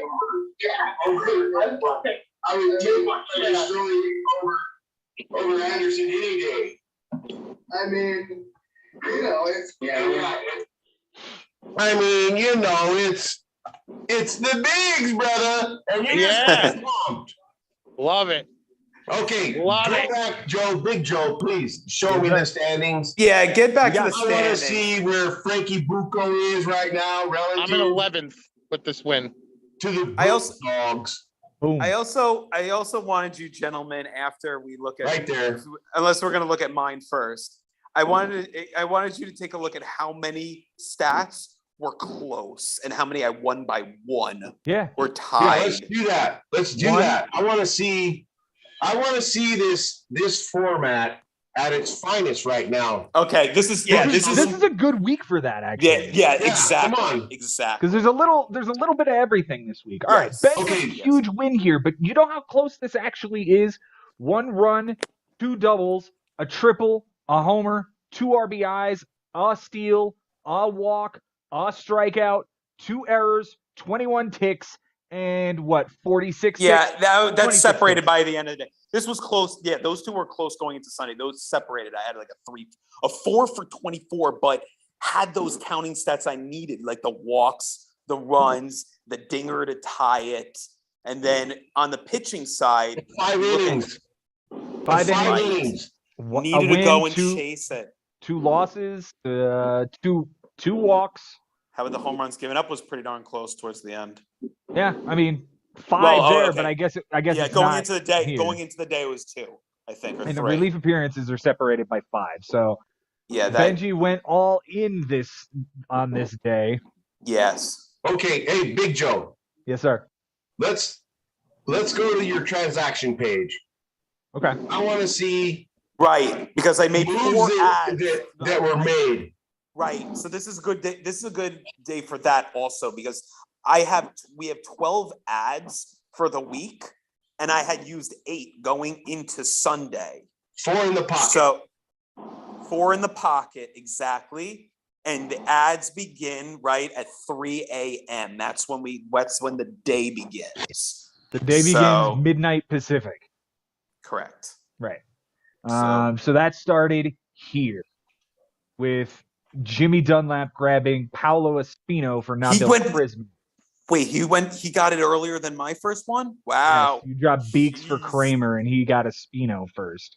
So you went Then he first, counters okay. with Swarmer for Nelson. Nelson was the guy you were looking at? No, it was the yeah. This was my Yeah. guy.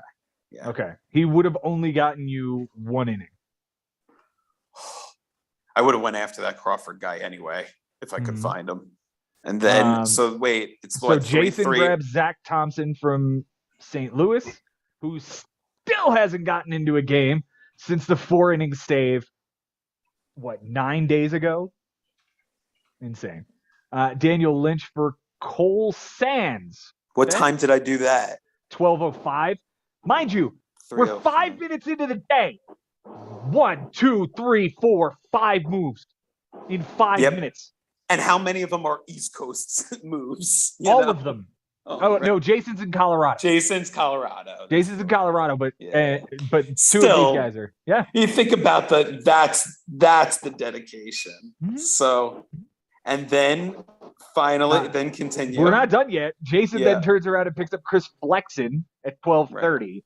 And then things calm down until 3:30 in the morning, my time, which is 6:30 East, which is when everybody's starting to get up.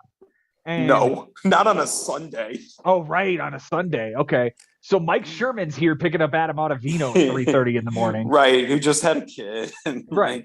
Maybe it was a diaper change time, but You're there right, you right, go. right. Josh Haber at 4:30 in the morning on a Sunday. Jose Urquidy goodbye for Detroit pitcher. Yes. 4:30 in the morning again. Josh now goodbye Adam Frazier. Hello AJ Puck. Okay. Interesting. At 5 in the morning, I'm now at work. I didn't even make a move this morning. I laid in bed and waited, and I dropped my 2 relievers I picked up for Saturday and just waited. It was like, I have to figure out what my day is going to be. Right. Benji adds this guy at 7. A move here from Chris Levy, who's the first place team. Matt Moore to Anthony DeSclafani. Okay. Ben, no more Patrick Corbin, huh?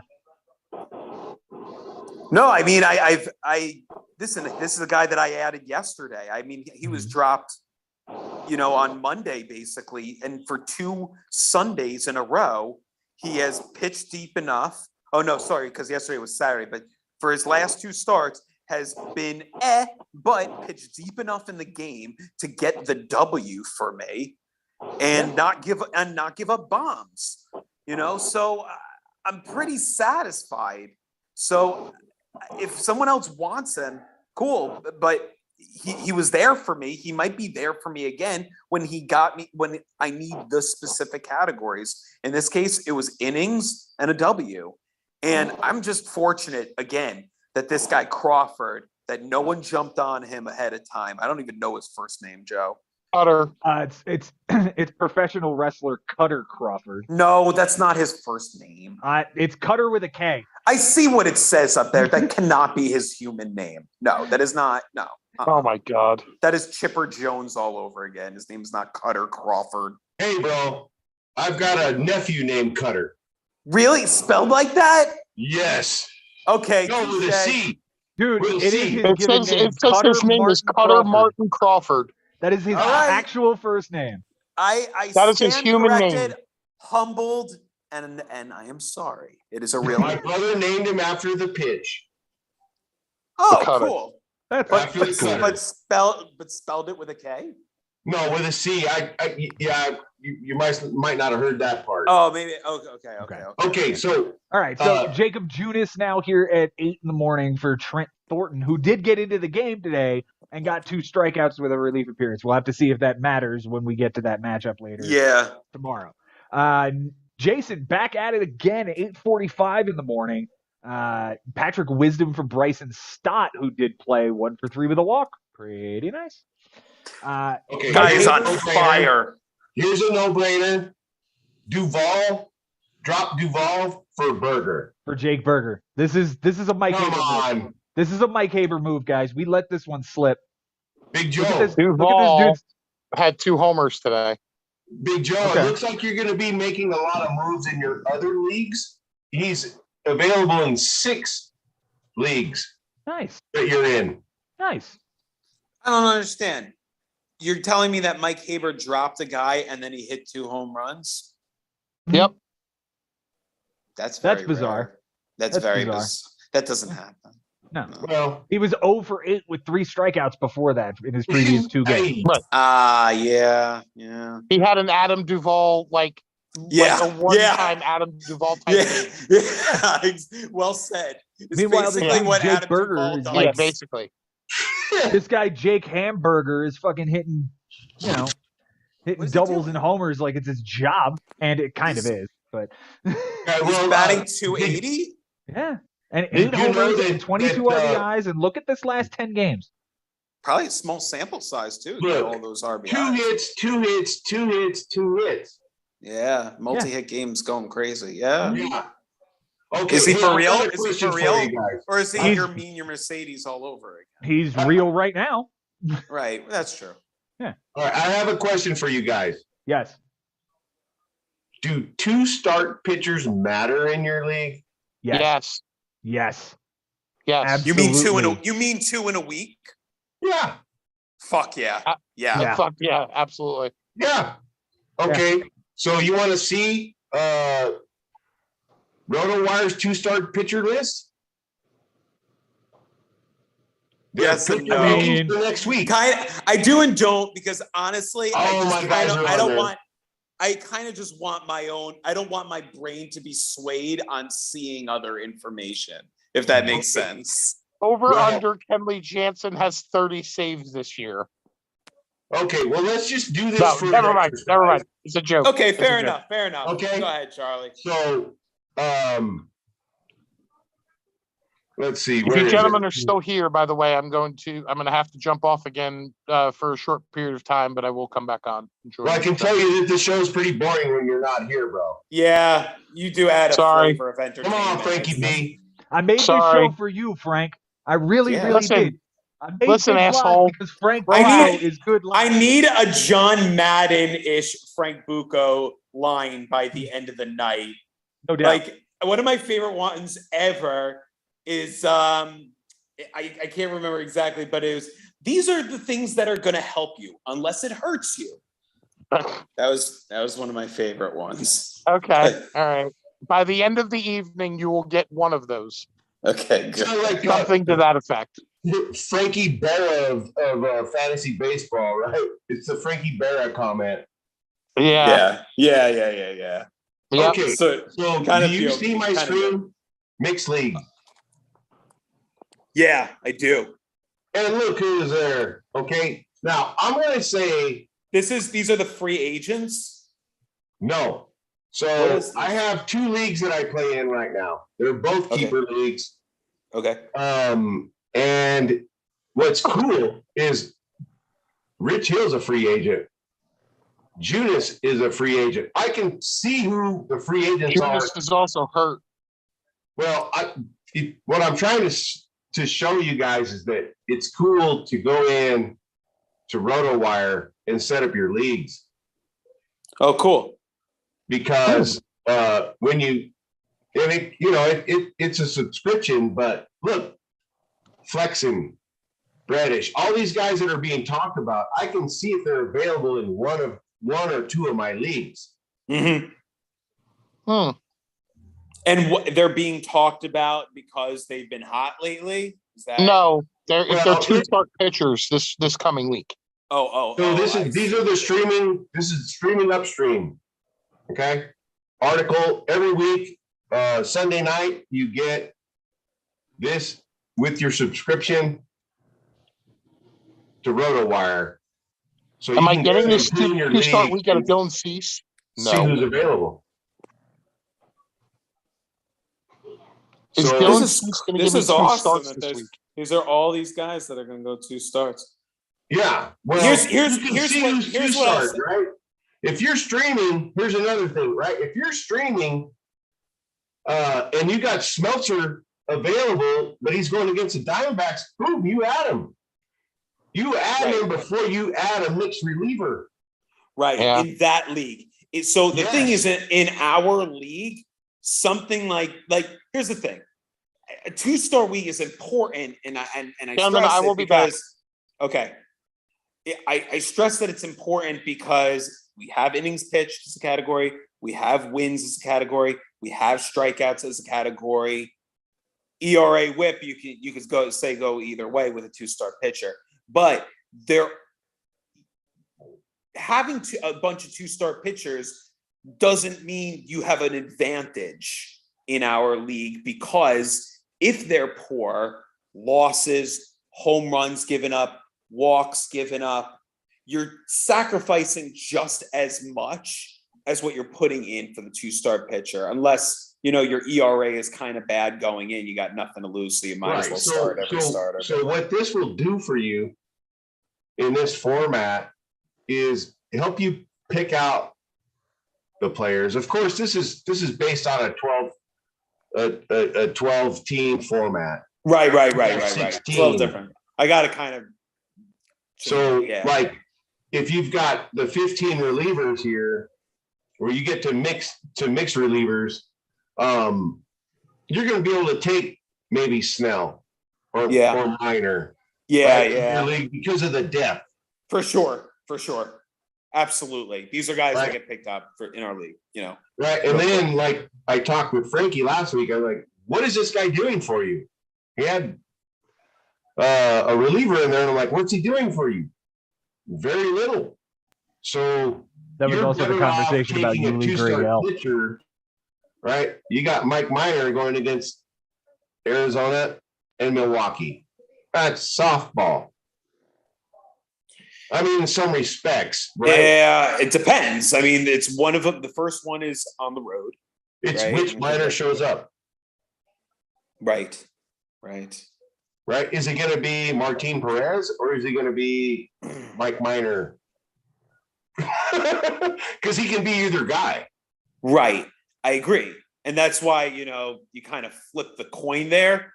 But I don't like to do that as much on a Tuesday on that first start because I don't want to F up my ERA and whip potentially so much that now I'm playing from behind for the next 5 days. You know, sometimes I'll start that starter, but I'll still have him on Saturday or Sunday for that second start, you know? So that's what it is about those streamer guys that aren't like a no-brainer, like a Gaussman, you know, that you're going to start for both starts no matter what. Right. In our league, we don't start every starter that's available. We're willing to accept losing innings pitched. We're willing to accept losing strikeouts because there's too much at stake sometimes. And there's a better way to get to the inning minimum of 42, if that makes sense. Gotcha. Here's another cool thing. So we've got the projected standings. Anybody that's watching from the Doubleday would be interested in this. I export it to Excel and dress it up for presentation sometimes, but we've got Fan, Iron, and Curly all on the top with bad news. Bad news is currently just dominating the league, but they're projected for fourth. This is the projections. Correct. Yes, right. Ben, So this is also the kind of stuff you've been asking for about odds to make the playoffs. Yeah, kind of. Like, or odds. I would love odds of matchups. That would be awesome. Yeah. So then we also have they moved it, but the power rankings, right? So you've got the 1-2 punch in the standings, the 1-2-3-4 punch in the standings, and in the projected rankings with high power scores. It's going to be hard to win this league. Let's just say that right now. Domination and swag money.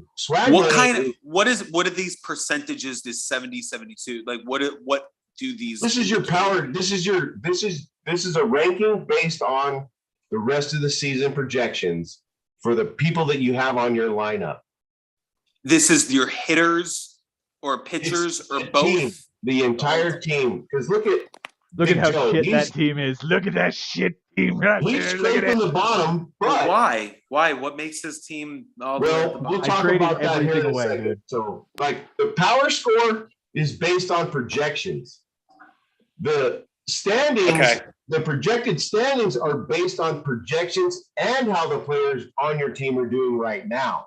Yeah. So that's why it's the bigs has a 58. It looks like Cheeto Man and Maris are the ones that are going to drop at the bottom of the league. Here, it's fungible all the way up to domination. If you don't see domination in the playoffs, something weird has happened. So it's just, a variety of tools that are available. Have you found that these projections are accurate by the end of the season when you see who's what's what?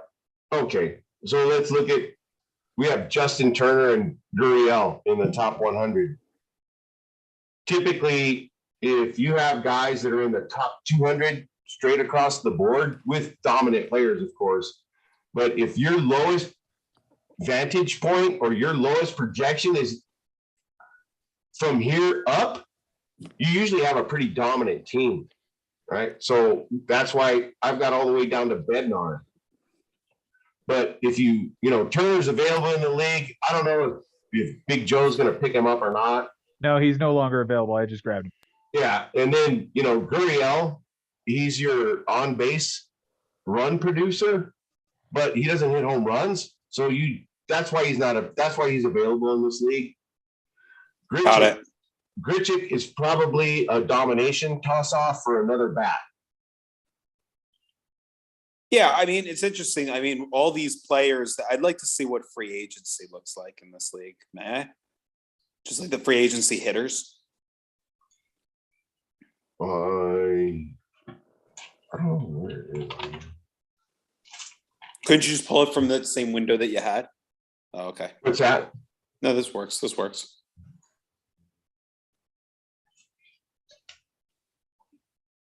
Yeah, I'm into tabs. There we go. Marsh, Walker, Jace. IKF, Connor Joe. Yeah.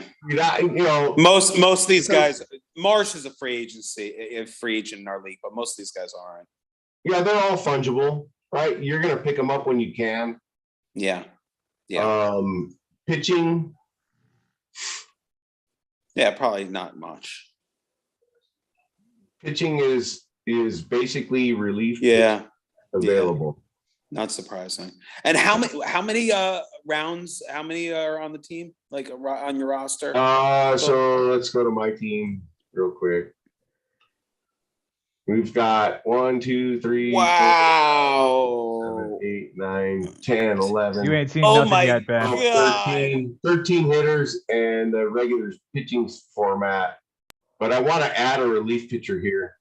Sure. So 1, 2, 3, 4, 5, 6, 7, 8, 9. So that's what. And then I see how many total on the bench. It looks like 3 total. 2. Oh no, we get five bench spots, and then That's we how have many IL five spots there are.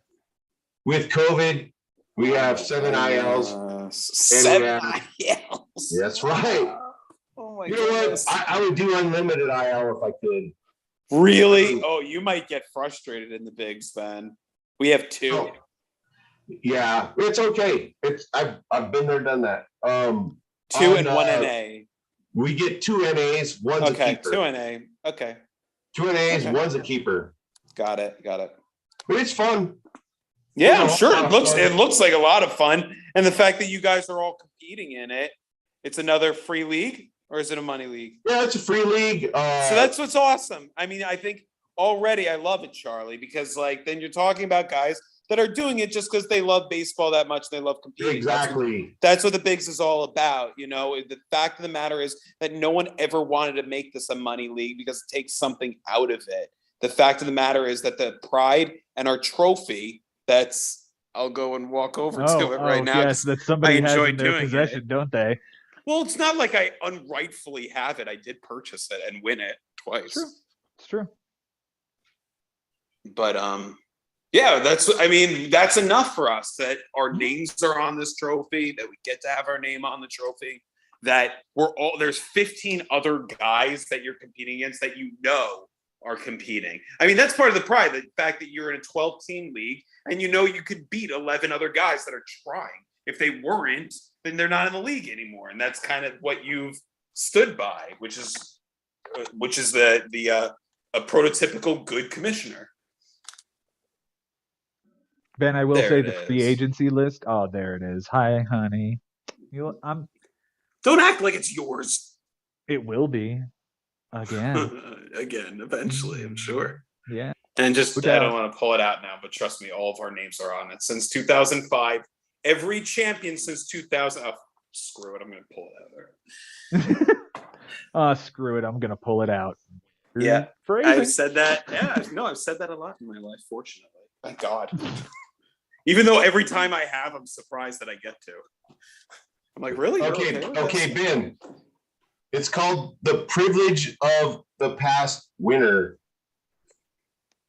the current possessor of the trophy can show the names. There you go. There it is. There it is. right, so Ben since Nisman in 05, 2006 defeated me. Yeah. There's Mike Haber, often on the show, 2012 champion. There's 2011, yeah. 2011 and 2012. Lost in the finals in both those years, 11 and 12. There's 2013, the last year that Joe didn't make the playoffs. Can we see 2000? 14 is a championship, 15 is a finals appearance, 17 is a championship, 18 is a championship, 19 is a semifinals appearance, because this is Ben, this is our fucking Yeah, Yeah. right. Like, this is us. definitely who yeah. This whole side of the block. if one of us wins this, and I feel like it should be you to It make could. it even, but Wow. I'd also make the case that it would also be even with 2 of mine on one side and 1 of yours on one side. That being said, if either of us win the championship this year and get to complete that entire 6-year stretch of dominance, I don't think anybody could like touch that ever. Joe, did I see that correctly? 4 years in a row from 2014?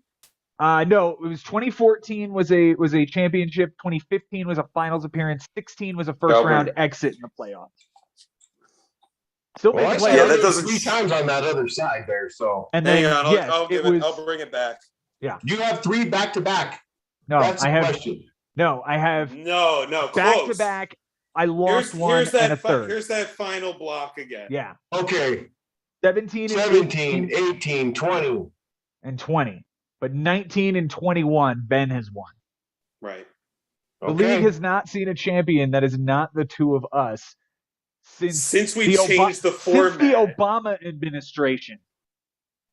Well, I want my cardboard sign in the league, bro.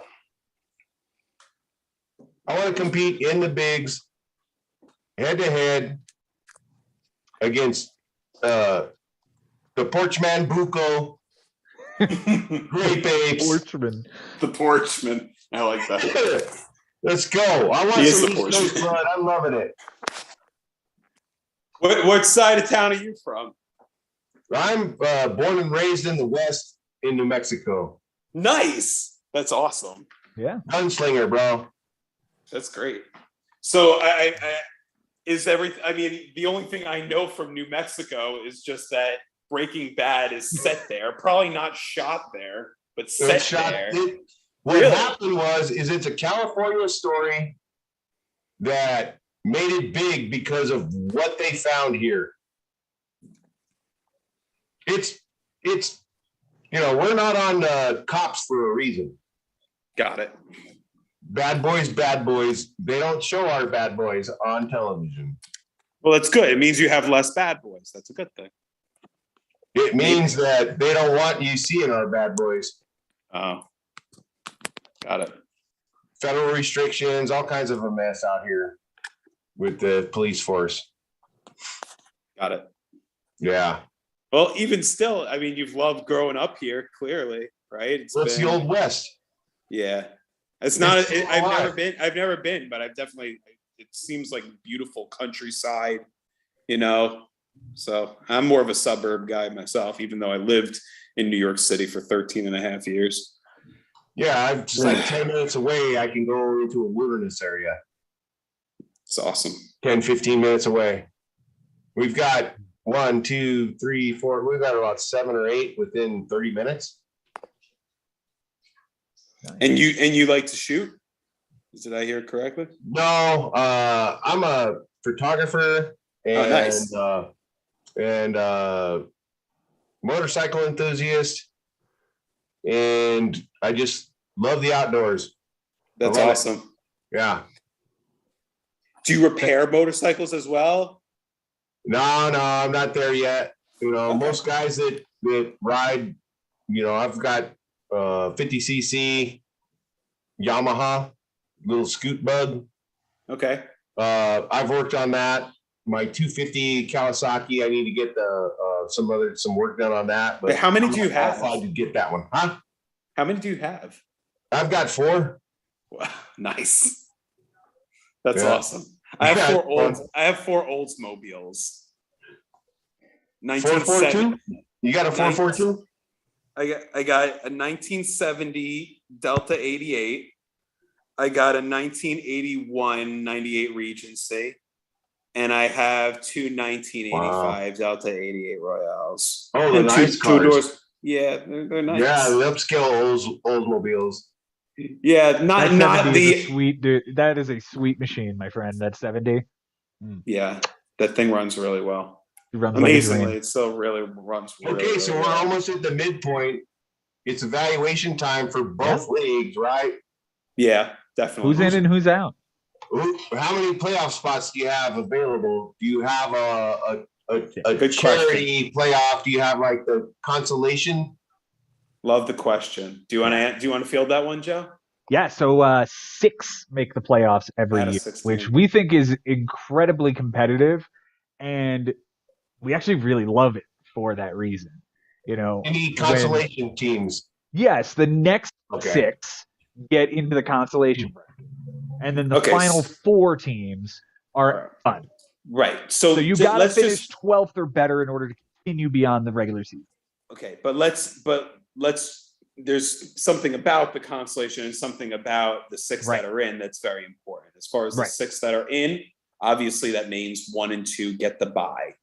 And we like it because it's scarce and there's prestige to making the playoffs. You actually do feel like you deserve that champagne celebration being top 6 out of 16. You know, having 8 out of 16, okay, half the teams make the playoffs in hockey and basketball. Like, that's not how we do it here, you know? And because we got 16 that are all grinding it out, being in the top 6, it is a big deal. And getting that bye, being first or second, is so freaking important because still never, I'm pretty sure the answer is never, has a champion not been one of the in a finals with someone that got the bye. So either first or second place has always been in the finals at the end. I'm pretty sure there might be 1 or 2 years that are the exception, Joe. But for the most part, I'm going to go back and look But- while you continue to discuss the the consolation circumstance is very interesting because till 2015 or 16, we let those consolation players play out. But at that year, we locked those teams from making ads. So the top 6 teams can still make ads if they're in the playoffs. But the teams that don't make the playoffs, even if they're in the consolation prize, I lock them from making ads because I feel like the only teams that should get those last available players are the teams that are playing for a championship. And eventually after 2017, then we locked every single other round where teams got knocked out. So from the semifinals, those teams that didn't make it after the first round that are not in the Final Four, they get locked. And then after the semifinals, when we get to final week 25, or in this case, this year it's week 24, we lock those teams that didn't make it to the finals, those 2 teams. And then all the rest of the free agents that are left are for those 2 teams that are left in the finals. So that's how we've always. We had the consolation round. We were doing where everybody gets to play out, right? You had a 12-team league, you get the consolation. And we kind of had the unwritten rule that, let the guys compete. You know, you're in the consolation, don't be adding and getting stupid. It's tricky. Yeah, it's tricky though, right? You're going to have one guy that just changes that. Right. So there are guys who change things, aren't there, Ben? What is that supposed to mean? What are you referring? Wait, I'm not going to be offended. What are you referring? Innings minimum. Just the things that we've. Oh my trades, God! Like the things we've had to adapt. Oh, geez, short. Someone missing the minimum. It's happened 3 times. So sure, yeah. Oh, that's a lot of categories to lose. Yeah, in our league, yeah, it really. And for 2 of the years, it did change who ended up being in the playoffs and who missed out because someone missed the minimum. And one of those guys isn't in the league anymore. Well, you have to pay attention to what's happening on your team. For the integrity of the league, it's important for everybody to make the minimum Right. in this league, and it's very and it's easier said than done. This is 42 innings. 42. And yeah, Yeah, we're looking at a bump up to 35 next season. that's good. I'm just gonna. I figured that was a Joe's safe start advice, for everybody you know. to jump up to. Yeah, It's not I'd be even an anal. issue I'd already. be anal and say it has to be 36, so that it's divisible by 3. But it's 35 is good. I like that. I have things divisible by 3 are very important to me, Charlie, because it's baseball. Sure. Yeah, so I pulled up our league page because I think you might be jealous of this. Okay. On our league page, we have an all-time feature that takes us all the way back to Nice. 2008 at That's the inception of the fantastic. league. That's beautiful. It That I love. shows the champions, second and third place, and it also shows you on your personal view of it where you finished. Right. So, this season, our playoffs are set up for 8 teams, winner take all. And 8 out of 12 make it. 8 of 12. That means a losing team can make it. That And means I still have a chance. I was about to say, and that means that Big Joe is salivating right now. Yeah. As wanna he's get in in. the I wanna bottom get of the basement. But it's 12. close. So we've got the schedule coming up, right? This is where we flip. Our league is got an odd number. So look who I have next week. Oh, hey, Can I get my step ass up? kicked. Can I step up and get a 0-10? A 10-0? Charlie, I gotta jump in here, man. Yeah. 8 out of 12 is a big number. I mean, at least 6 out of 12 were saying like the top 50% are good enough to make the playoffs. To say this losing team that can get on a hot run just like any other, Montreal Expos team and win a bunch of series. I get the point. I get where it's going. I just don't think that team deserves to be called a champion at the end if they were not even good enough to be better than 7th place after 21 weeks or 22 weeks. Personally. I hear that. Personal opinion. And I anticipated that because we have 3 new teams here. We've got Swag for the first time, Cheeto Man, and of course, Big Joe. Okay. Bad News has been trying to win a championship for years. Chico, original member. Curly, original member. Domination, original member. Founder, Maris, was recruited by Curly. He wants to win. Fam, good luck beating this guy. No matter what the projections, no matter what it says. You dogs came in, battles for years. He's loving it. He's a young guy. He's learning from us. He's a former champ. Awi, original member. Okay. So we're talking history. We're talking 9 guys out of the 12 that are hungry. So let it be said, let it be written. It's a keeper league, and all championships live forever. Okay. That's why my 2023 championship's going to look so good when I have my 2023 championship level. Okay. And that's with a couple of bronze guys. Okay. So if I go to, hold on, let me see. If I go to, I had it pulled up. Where is it?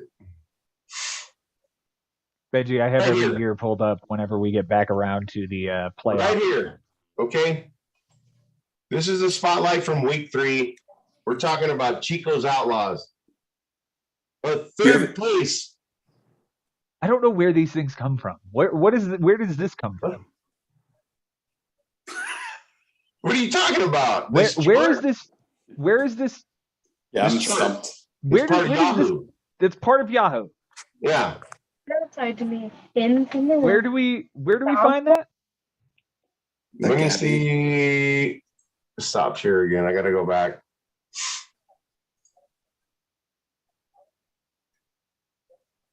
Where's Gabby? Man. Is she there? I think Frank? so. Yeah, I think so. I muted Okay, him. what is this? The Sorry, league Bob. page? The league page? Okay. You see that? Hang I on. did. Now I don't. Okay. Chico? Okay. View Go to. profile. There it is. Yeah. Okay. Yeah. Okay. All right. And so what I say in that article is that he's a gold level 750 at the beginning of at week 3. He's taking some hits. But in 2014, he was at 670. Right? 11th place in 2015. He retains that 670, even though he came in 11th in this league. Right? This Yeah. guy doesn't play other leagues, man. This is the only league he plays. Yeah, I can speak to that. I have my one league when I was younger. Maybe I could play more than one. I could even Yeah, throw six- in one of a different sport. Like I would jump into like a fantasy hockey league or a fantasy basketball league just to kill the time during that season. And then they would eventually overlap. But Yeah. once the big started, it was just all about that. And It's about the bigs, right? Running Yeah. the league. Yeah. I play other leagues here and there just to see how I do. Here's mine, and this is 2013 at what was my lowest. Look at what's happened since. wow, this is awesome. You can actually 2013. 2013. I finished. Yeah, like, it's because 2012 bad. you went to the semis, so Yeah. it's So I was up here. interesting that- Mhm. And 11 you were also in the semis, right? Yeah. Yeah, see, so you can see the influence of your league across the platform. Ben, you were asking earlier about the playoffs and Oh, whether or since not 2005, which is the year you joined when we Yep. started calling it the Bigs, I'm pretty positive one of the top 2 represented a finalist in. I can't really even remember any. I could be wrong, but Well, let's take a walk down memory lane. We have Dan Uh, Pearl against Juiced Up. Who's Juiced Up? that was Brian Pergament, the champion of 2005. Uh, The 1 and 2 seeds. 1 and Was 2 it? seeds. Yep. There it 1 and is. 2 So- seeds. 05 for sure. And I know already we can go past 06 because I was the champion and I Yes. know I was the top And seed. I was the 2 seed. So the 1 and 2 made Oh, it wow. again the following year. Wow. 2007. Thanks for thank you for bringing me back to that season, Joe. You're welcome, 06. buddy. Yeah, it's a good one. 06. Yeah, it was. Now, Randy, I Got No Johnson is the champion in 2007. That got Frank's attention. No, that's the finalist. And Die Hard Oh. Fan 46. That's Mike. Jay Ferraro. That's Jay Ferraro. Yeah. Who's the Randy I Got No Johnson? That was a guy named Andrew Lentini that I used to go to the gym with at Hofstra. Gotcha. And he Mhm. was the 1 seed coming in. Okay. So he, in fact, is representing there. 2008. Let's see. Jay This was is Jay is the only 6th seed to ever win a championship. That's Yep. 08. Jay Ferraro wins the championship out of the last seed, the and 6th seed. and he plays the number 4 seed. Wonderful name. There it is. Harry Hatchet Wounds. There it is. So that's 1 year where the 1 and 2 Yes. wasn't represented. All Okay. right. Next don't year, know. 2009. We have 1 and 3 in Yeah. Mr. Baseball, the champion, and we have High Morales, the 3 seed. That was Dan Drobnis losing in the final. Wow. Oh yeah, I had him on my roster in 2020. In a tiebreaker loss. Yeah, Jeez. look at that. Look at That's that. brutal. Yeah. Oh, I know what that's about. 2010. No, it was 2011.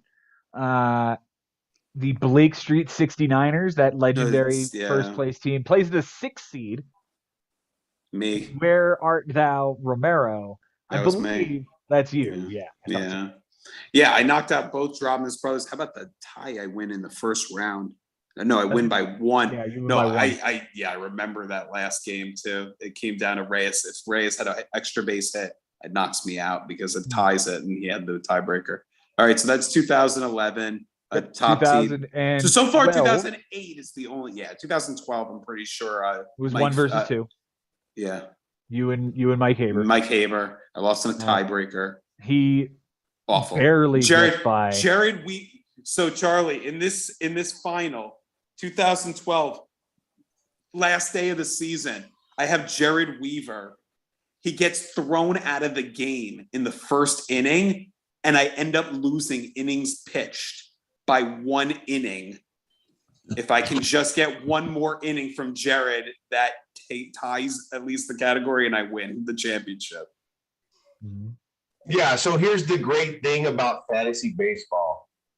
Look at the innings totals, dude. You totally remember this. You don't even have to I have know. the league page up. Of course Right? not. You don't need it's ingrained in your memory forever. Yeah. When you More- just barely inch out and lose a championship or you win a championship, you don't care what the score was. You won it, right? Yeah. Yeah. So Jared Weaver, sure. I remember that when he got tossed out of that game. It had no impact on me, Right. but you're Or gonna probably remember it that doesn't even for as have long an as well. impact. It didn't have an impact on the Angels. It didn't have an impact on any team. You know what I mean? Like it had an impact on me. Most. Yeah. But it had fantasy baseball relevance, right? Yeah. Here it is. Here it is, Championship. dude. 1 inning, a loss, 2 walks, a strikeout, an 18 and a 4, and he gets chucked. The weave. Oh my gosh. He just But- needed to go 1 more inning. One more inning. But you know what? I always think about that needed to happen in order for me and Mike Haber to play again in 2019. Like everything led up for us to do it again that many years later, Yep. 7 years later. Hey, Jeez. Big Joe, Yes, sir. show me Ashby's history. You got it. Let's get through the rest of this, and then we'll jump on. Oh, okay. We'll jump on Well, Jason. All right. Oh, sorry, yeah. All right. 2013. We've got the 1 and the 3 seed, Sweet Cueto Mine versus Kuroda with Lemon. One is Mike Haber looking for a back-to-back. The other, Greg Drobness? Drobness. I was going to say a Drobness. Craig Dropness. Is that That's his name. Ross? Drobnis. Yeah, that's his Oh, name. wow. All right, so that's a 1. 2008 still remains the only one where they're not represented. Here's your boy with his first championship. Yeah, that was a buy. Yep, I was the number 1 seed, and I was 5 games up on the rest of the pack. Beat Ari in the finals by 1. Jeez. Ari got by Hit Me Baby 1 Mauer time. That feels like a Bendis. Donato. That's a great name. That's Maybe Donato. one Mauer time. Yep. All right. 2015. He had it almost as good team name that beat you in the championship. Yeah. Carry On My Hayward Son wins the championship over the Kindergarten Cops. Good, another 13 to good, 8. very good team names. Very Thank you. good. Thank you. That's the one in the so series. I mean, this is your all time. You just have to hit the drop down. Wait, Joe, can you find my team name on 2015 or did you just get rid of it? I can pull it back up.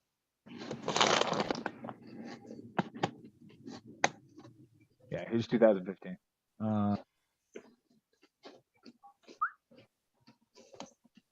Where you at? Are you Ethos Pathos Late? No, I'm number 4 over there. Oh, the Regina monologues. Yes, It's probably my favorite team name of all time. Is it's the Regina. tremendous. This was a great year for team names. Oh yeah, Ethos Pathos Latos is brilliant. Yep, Sir Andrelton John. Oh, that's so good. The Bay of Puig's invasion. Macy's Day Paredes. Oh wow, Macy's Day Parades. This was the last year for the winning guys. The winning guys needed a key. Kershaw for Passover.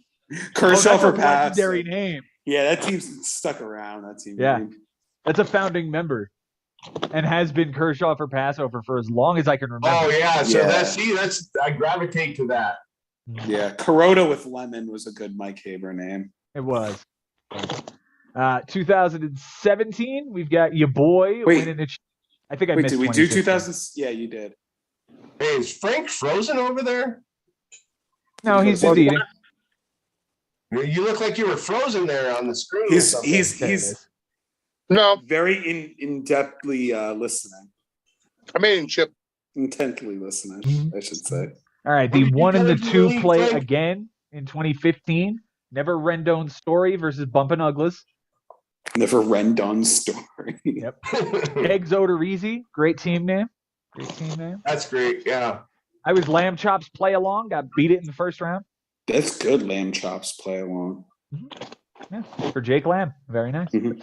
All right, now 2017. There's your championship. The second person to have 2 championships in our league Mhm. occurs in this year. How 2017. far in was that? It It took me 12 years to get there. Total. To get to the- yeah, to get to the 2005, right? To get to the second one. Mhm. Yeah, to get to the second, it took 12 years. Wow. But the first guy did it in the first 4, because if you say Oh. 05 is the first year, he did 07, 08 back to back. That guy. The number 1 seed was I've Eaten Fowler. That was James Santangelo. yes, because he's what stood in my way of taking down my second ever championship. 1877 Cars for Kids was the great name. Oh, awful name. It was an awful name. It was terrible. I apologize for that name. That's okay. 2018 Bottles of Haterade. That's a great. I tell you that good name. Hey, it's 3 versus 5. That's not a. not first. really. Yeah, 3 versus 5. Me and Donato. Right, Donato snuck past Mike Haber. Was Mike Haber a buy? That's why. Yes, Mike the Haber number was 1 a buy. overall seed, and Ari Yeah. was number 2, and I crushed him. Yeah, you crushed him. Right there, you go. Okay, so wow, So 08, 2008, 2000, and then 10 years later, and that's it. All right. Because 19, 1 and 2 was Mike. Wait, and can we I. keep going? Yeah, we're still going. 1 versus Okay. 2 here. There is going to be a third exception. Wait, Okay. 2020 does not count. Yeah, Shut that's what, up. So one fucking time I get some glory here. Come on. Wait, it doesn't. It still counts as you being in the finals. Oh, I'm not absolutely. saying- Okay, so let's talk about it. Stop saying it doesn't count. Okay. Jesus. What seed were you that year? 8, how many get in normal years? 6. Oh, I was the 6th seed, so I'm the second ever 6th seed to win a championship. I don't think I It thought you were the doesn't count. 5. No, I was the 6th in Are 2020. you sure? I'm positive. I'm looking right at it. All right. Yeah. I don't know if I count it. All right. All right, No. fine. I'll say the final seed allowed into the playoff. Okay. 2008. Fair. 2021, of course, we've got this, and it's 2 versus 6. That's the difference. That was the closest. I'd say that one was a lot closer than the Mike Haber one. Yep. All right, we I want like to my see team Jason. name from 2020. I would start Jason Ashby at 2016 because there's like a couple of year gaps. Okay. Is Charlie still with us, or is he just on mute? He might. I think he's here. Oh, Yep. There's There you go. there's the indication. He's with us. Where the hell is Jason? Thank God for a motor. Here we go. No holds barred. I haven't gotten used to that team name from him yet. Me neither, because it's just not like him. He's not Yeah. a no holds barred kind of guy. All right. Seems he's like an a 860. he's a fair fight kind of guy. Here's pretty, and it runs from 2010 all the way through. Oh, good. Good. Yep. Wait, Uh, he can't go earlier than that? If he has games. Yeah, he has There stuff. you go. No, nothing Okay. before 2010. Okay. Yeah. It's weird. I know he was in the Um, league then before then. 2010, he was Honey Nut Ichiro's, Mhm. and in 2011, he finished 12th, Was- 9th, 12th. We've got I don't know if he was in the 2012 year. Marauders, I 16th. Wow, yeah. Oh my God, maybe not 2013 then, or 2014. 2014. There's a couple of years he wasn't in there. Yeah, no, I'm not seeing him here in 2012.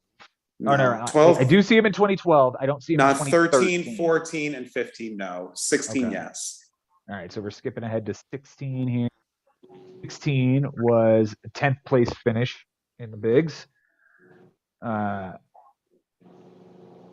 No, a ninth place 20 finish no. in 2016. Yeah, he was much better than that. Yeah. Yeah. 10th place in 2017. 16th in 2018. 4th in 2019. Yeah, 2019 was that great year for him. Yeah, he had a great season that year. And then 12th and 7th last year. He did win the consolation bracket last year, for what that's worth. It meant something to him. And Frank was the finalist in 2020. That's just, Yes. I forgot to mention. Yes, thank you. Frank wow, was a he was- finalist in 2020, and he lost. For everyone listening, Frank. For everyone listening, I was a finalist in the shortened 2020 season. And you always will have been a finalist But in 2020. But you know what as you're the not? 8th seed in the first round, I did take down the 1 seed, Yeah. Like you did this week. like I did this week. I own that, dude. I love it. Yeah. I love it. What a great week. What a great. Yeah, I mean, Joe, now I got to hear a little bit more about your matchup because we haven't talked about it at all. And it was sort of seesawing for a little bit. You Mhm. seem to have, I felt like there was a point maybe as we went into the weekend where you probably felt like you had it or it just seemed like you had it. There was certain things that sort of shrunk, got bigger, you know, like as far as the lead goes. But I did see that Iglesias's relief appearance was very important. And Very. some other things that occurred, I guess, today ended up being pretty critical for him too, because it could have been worse. It could have been better for both of you. Yeah. I certainly wanted to try to win strikeouts. I wanted to play as few guys as possible. So when Birdie and Muncy weren't in the lineup, I'm like, fucking great. I took Nimmo out of the lineup before the night game because I was 1 behind in strikeouts and felt like, well, if anybody's going to have to give me a strikeout, like maybe it'll be the guy who's playing in his night game. Yeah. Which was. Did the who was he strikeout playing? play? Good question. I mean, it doesn't. Ultimately, Nimmo did strike out tonight. So you made the right decision. So I So you made made the right call. decision and benching him, However, he also scored a run, which would have tied that category. So Huh. I was Okay. already losing strikeouts. I would gain. It would knock Bobby tie down it? 1 more. Yeah, it would tie it. Okay. All right. But the thing that really chaps me is that I lost innings pitched by a third of an inning. Oh yeah, I had that happen to me this season. Mhm. I lost by a third of an inning, And and like, would have again if I didn't do that thing with Cutter Crawford. I had to play the 2 closers to protect the fact that I had like saves in play. Yeah, and relief appearances were and so relief damn close. appearances. And I'm like, if I'm gonna play any 2, it's these 2. They're the 2 who got in. I had no intention of playing. Look, if I thought that I would have gotten 13 shutout fucking innings from Verlander and Stripling, would I have played them today? Without question. But the fact is, like, ERA was really close. Homers given up was somewhat close. Walks was close. Losses was close. Wow. Like, You had to everything stay was away in from play. both. What about maybe just going to one of them instead of both? You just weren't sure which one would be the good player or what? I would have played Verlander first, Right. you know, right. because it's Verlander. But Stripling was such a nice matchup, and he was on a 2-start week. So, and he's going to be in the rotation. He's not going anywhere. I'm not dropping him. Okay. Yeah, because Ryu's hurt, so that's Right, the okay. replacement. All of a sudden, I've got a really deep rotation, but yeah, to lose that by a third of an inning and get both of my relievers that I played in And is still lose it. frustrating. It's frustrating. Sure. But I do take strikeouts by 4. I take saves by 1. He ends up getting the loss from Patrick Sandoval in the night game, which ties the category. Wow. And relief appearances were tied, or you won by 1? I tied that with with the Iglesias. Iglesias. Yes. Yeah. So a lot of things happening on Very on tidy. Sunday for me. Very tidy. It's 10-8. I would have liked it a little bit bigger than that, but it's Bobby. Like, that's just what Bobby does. He plays right to the middle. So Yeah, I'm isn't happy it to get away with it interesting with a if win. you look at the standings right now? Mhm. everyone after a playoff spot is under 500 right now, which I It's found weird, a little right? very unusual. Yeah, that usually Because doesn't happen. we're deeper, not this deep into the season. Yeah. Bobby is the first guy out at 85 and 86. And then sixth place is what, like 13 over? Yeah, it's Something. 96 and 83. Like Oh, wow. these 6 teams have definitely put themselves above a chase pack, and it's a matter of who is gonna do what Bobby Russo did a year ago and chase us down. Or Brian Lebo as well. Lebo was did another it too. guy. Lebo, Costas, and Bobby. Yeah, came from- and Costas from was the pack. only one that could hold the spot. He finished the Jim- deal and damn near finished the whole run. So these guys that are further back in the pack, and Ben, you and I both have our favorite to come out of that pack. We've talked about this off air. Yeah. Do we want to And divulge it, or do we want to keep that quiet? I think at least till tomorrow we should keep it quiet. Okay, I think that's fair. But is there anybody besides the obvious that you can expect a run from, someone you think that we know is, potentially on the bottom that we feel Frank. like is? We're still waiting on Frank's run. Without question, we're waiting on Frank's run. And when Frank goes on the run, it's going to be nasty. And the longer it takes to get to that run, so long as he can continue to tread water, the better he's going to be.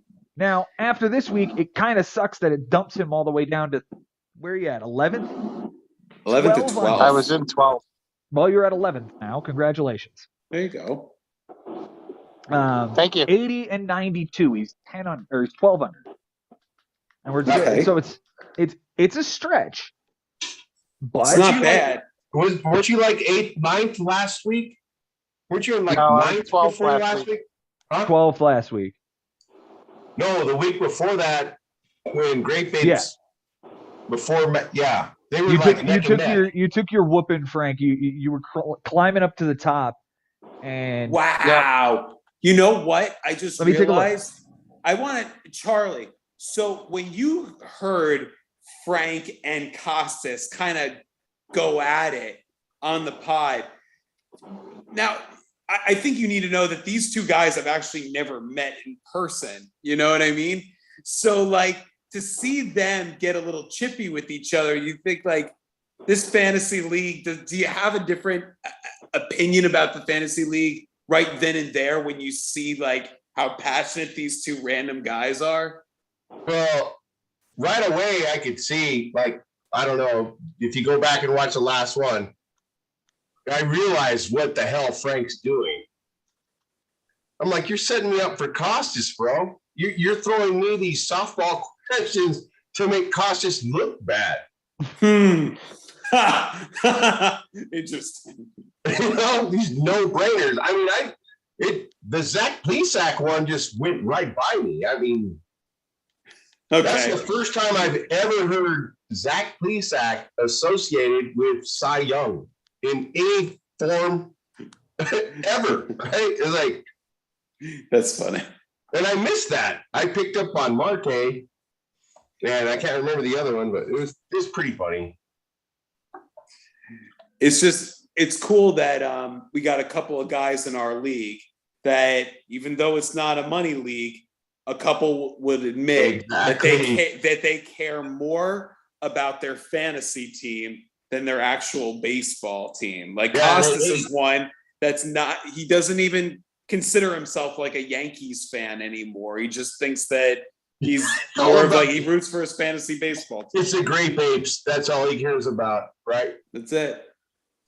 Yeah. Are you a Miami Marlins fan? Is that why you're wearing the hat? Yeah, I like the Marlins. Wow, interesting. And I got my Reds World Series. 1990. Yeah. I've got There's Cleveland. Pedro. Cleveland Pedro's his hats. background right now. I Pedro got Martinez. yeah. And then I've got my Upton bobblehead. Right? On the Angels, okay. No, Those it's Diamondbacks. D-backs. Because on the D-backs. Diamondbacks, I couldn't. This is his rookie year. This is his rookie year bobblehead. Oh, that's dope. I think I had him though his rookie year. Didn't he hit 30 bombs that year? I can't recall. He had a good year. I do know that, and as did his brother BJ Upton. Yes. I don't want to sound like I'm from the Hamptons saying I can't recall, but That must have been wild for you in 2003 because they kind of needed a climb back. I feel like in August it was. I think it was August where they just started to make this crazy improbable run. it was so fun. I listened to it all on radio. And those guys are Right. still announcing to this day Mhm. for the D-backs. Pulling weeds. That's our. That's Well, what I we was- do here in New I was- Mexico, pull weeds. I was referring to your Marlins in 2003, though.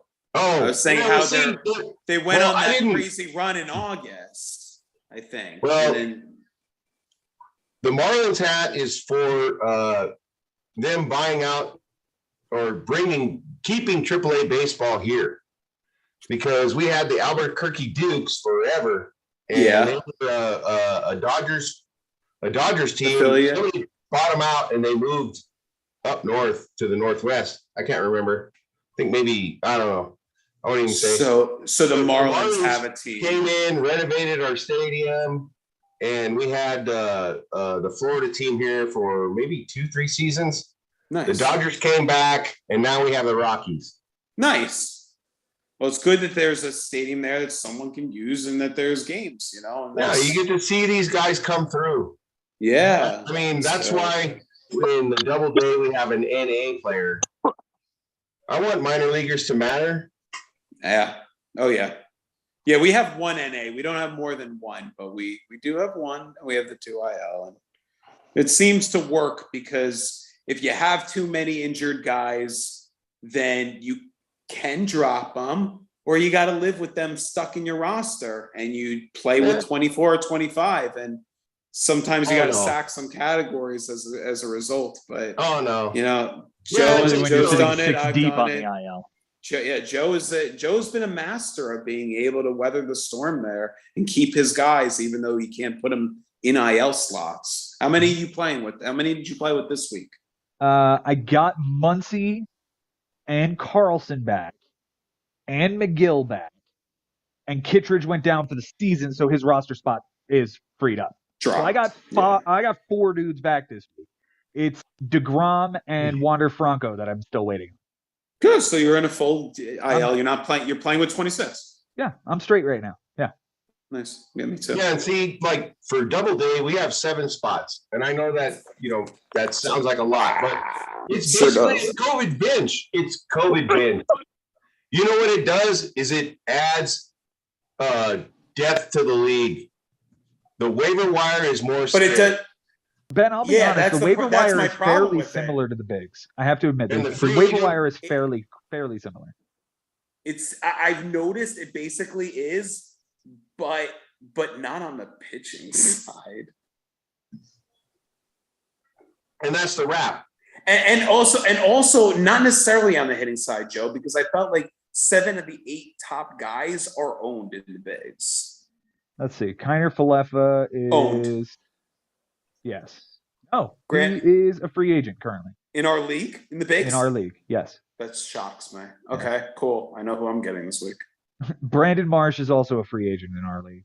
Yeah, that I knew. That one I knew. Christian And I guess Walker probably- just got picked up like this week, And I just picked up. and he's a free agent again. He's a free agent again in the Okay. bigs. All right, so maybe you're Um, right. Maybe it is kind of similar. Jace Peterson just got traded for, but like he's a guy who bounces. No, around. that's not a real guy. Right now he's on Christian's team, but for how long? Connor Joe has been owned by Costas since All day year, one. basically all year. Yeah, all year, and I mean he's stuck with him. Grichuk is on the free agent My list. team. You know that. My team. Grichuk Oh, is you on my just team. picked him up like recently Yes. because I had him this week. Yeah, I picked him up Um, today. Darren Ruff's been on the free agent. Here's Caesar, who you Yeah. held on to all season. Yeah, we have, and we have 4 fewer teams. Right. but Right. you're also you have more playing a roster whole bunch spots. more positions. Right. Yeah, so More that's roster why spots. I wanted to get it into the. I wanted granularity and I wanted depth.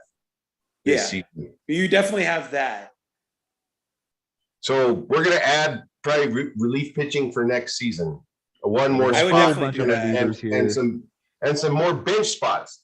And I would say some more stats. We'll see what happens. So Just here's more stats that you can draft for, like doubles. You know what I mean? Like we always like the double stat because like there are certain guys that I you love can doubles. count on for having 30 to 40 doubles a year, you know? Yeah. If now you have steals, you mentioned potentially errors. We love the I love the error stats. Some of our guys, Frank hates the error stat. I'm thinking that this is where we start the next league. Yeah, it's somewhere. We in the kind of middle find here. like somewhere happy, some happy middle. Yeah. Yeah, because I've got these perennial guys that have been with me for 15 years. It's gonna be weird to mix. I'm just gonna call for 2 utility spots. Yeah. I guess we do have to have the conversation about roster spots, right? Yeah, that seems reasonable. So we're saying you gotta have more than 9 batters. I'm not gonna be used to having more than 9. Why don't we just batters. have 9 utility spots? Wow. Whoa. No positions. No positions. Just 9 fucking hitters. wild shit. Wherever 9 the fuck hitters. you want, wherever the fuck you want. Yep. There Yep. it is. Yep. If you want to have a lineup of Giancarlo Stanton, Joey Gallo, fucking Kevin Biggio, and Javi Baez, Lourdes Gurriel. Yeah. if we're not Yeah. counting strikeouts, that's not a I was terrible gonna say- strategy. I was gonna say, if I want to lose strikeouts for my entire life, I'll But if the strikeout isn't a category. I don't know. Should it be? I still wouldn't have that lineup. So here's the thing. The Bigs plays, what is it? 11 by 10? That's correct. 11 by 10. Thank you. The Doubleday Pro plays 5 by 5. We are very opposite ends of the spectrum. No doubt. I think somewhere in the middle, can we call it 8 by 8? Not necessarily Oh, because good. no, Well, okay, let's hear it. that only works in theory because you're Sure. not mentioning the specific stats that you're Certainly. picking. No, So like certainly. And what you're Yeah, saying okay, might yes, for sure. be too much overlap or things that just don't make sense by doing one and not the other. You know, Correct. so we can't just say Okay, 8 by so- 8 just because it's a happy So middle. here's the suggestions that I have. On the offensive side, we keep the normal 5 by 5 that exist already in Doubleday. It's runs, I think we're all in homers, agreement RBIs, batting average, and steals. Yeah. I would personally vote for on base percentage, walks, and doubles. And strikeouts. Yep. They'd be I playing agree. 9 by 9. We'll worry about that later. Let's just Okay. talk about good stats for fantasy baseball. You know, Error See, here, is shit. okay, Take hold it on. out. Let me say something real quick. Yeah. So I think one of the objectives should be, of course, competitive managers. But in addition to that, let's see how well we can, how closely we can emulate an MLB team. Okay. And the decisions that those managers are having to make. oh yeah. Then we're Because emulating that's what you're at least doing the right now in roster the Bigs, spots. right? We're at least emulating the roster spots of the Bigs, if that's what we're. Well, yeah. I mean, That's if what the if you're accomplishment talking is. about being close, if that's what you're trying to do, then you want 9 hitters only. Yeah. Because You 9 need 9 bat in the hitters. lineup. You need a full bullpen. Call it We a do bullpen. not. You play 6 or 9 7. batters. You play 9 hitters. You play 10 pitchers. So you're Okay, playing so- 19. Now that's if you have 9 batters, right? That limits the number of decisions that you have to make as a fantasy manager. I mean, in What I comparison think to playing is- more positions. Wait a And it minute. Wait a makes it minute. harder. You said it limits your management? Yes, I agree with that. you have a smaller pool. Hold on. This is from this season. We have a very deep hitting pool. So what it has done is it has put hitters that are hitting in 7th, 8th, and 9th. It has made them relevant in the league. Yeah, I realize. I know. I understand. So what that. I'm saying is, But my point Yeah. is that you're not really limiting your management when you have such a deep bench that you get to play every day. Whereas when we have 9 hitters, you have to worry about who you're benching. Whereas it seems to me that at least the teams that I saw there was maybe only 1 hitter on the bench. I mean, in our league, you might have 3 or 4 hitters on the bench, and you end up leaving a lot of more stats on the bench and a lot more decisions to make week to week, day to day. Personally, I mean, I could be wrong. I haven't. And for me, I hate that. Right. I'd rather have like 2 guys on the bench that I know are serviceable if I've got a platoon happening or I've got a day off, or maybe they play Tuesday, Thursday when the other guys don't. But I don't want like a deep bench of these guys that are producing. And I think also at the same time, it makes the free agent pool sort of stagnant. You want to have a very, I don't know, this is just all theory. And, how our experience in the double day is versus, other leagues. And this is like my first interaction with really, a 20-year guy. We're both very set, it sounds like to me. Oh yeah, for sure. It seems to be. I agree.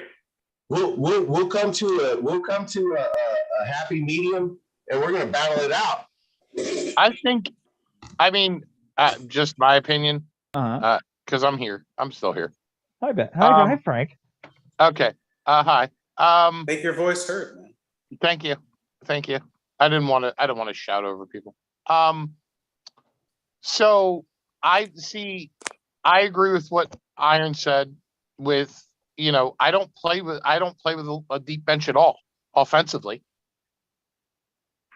I mean, I hate having to make that decision whether I'm going to play an offensive player. Like if I have a set lineup, I mean, it's pretty, besides like this week with, I had to bench Marte. Okay. Well, I didn't have to. It happened. No, that was tough with scheduling though. That was not scheduling, but I normally don't have that problem because I don't like to carry a large offensive bench.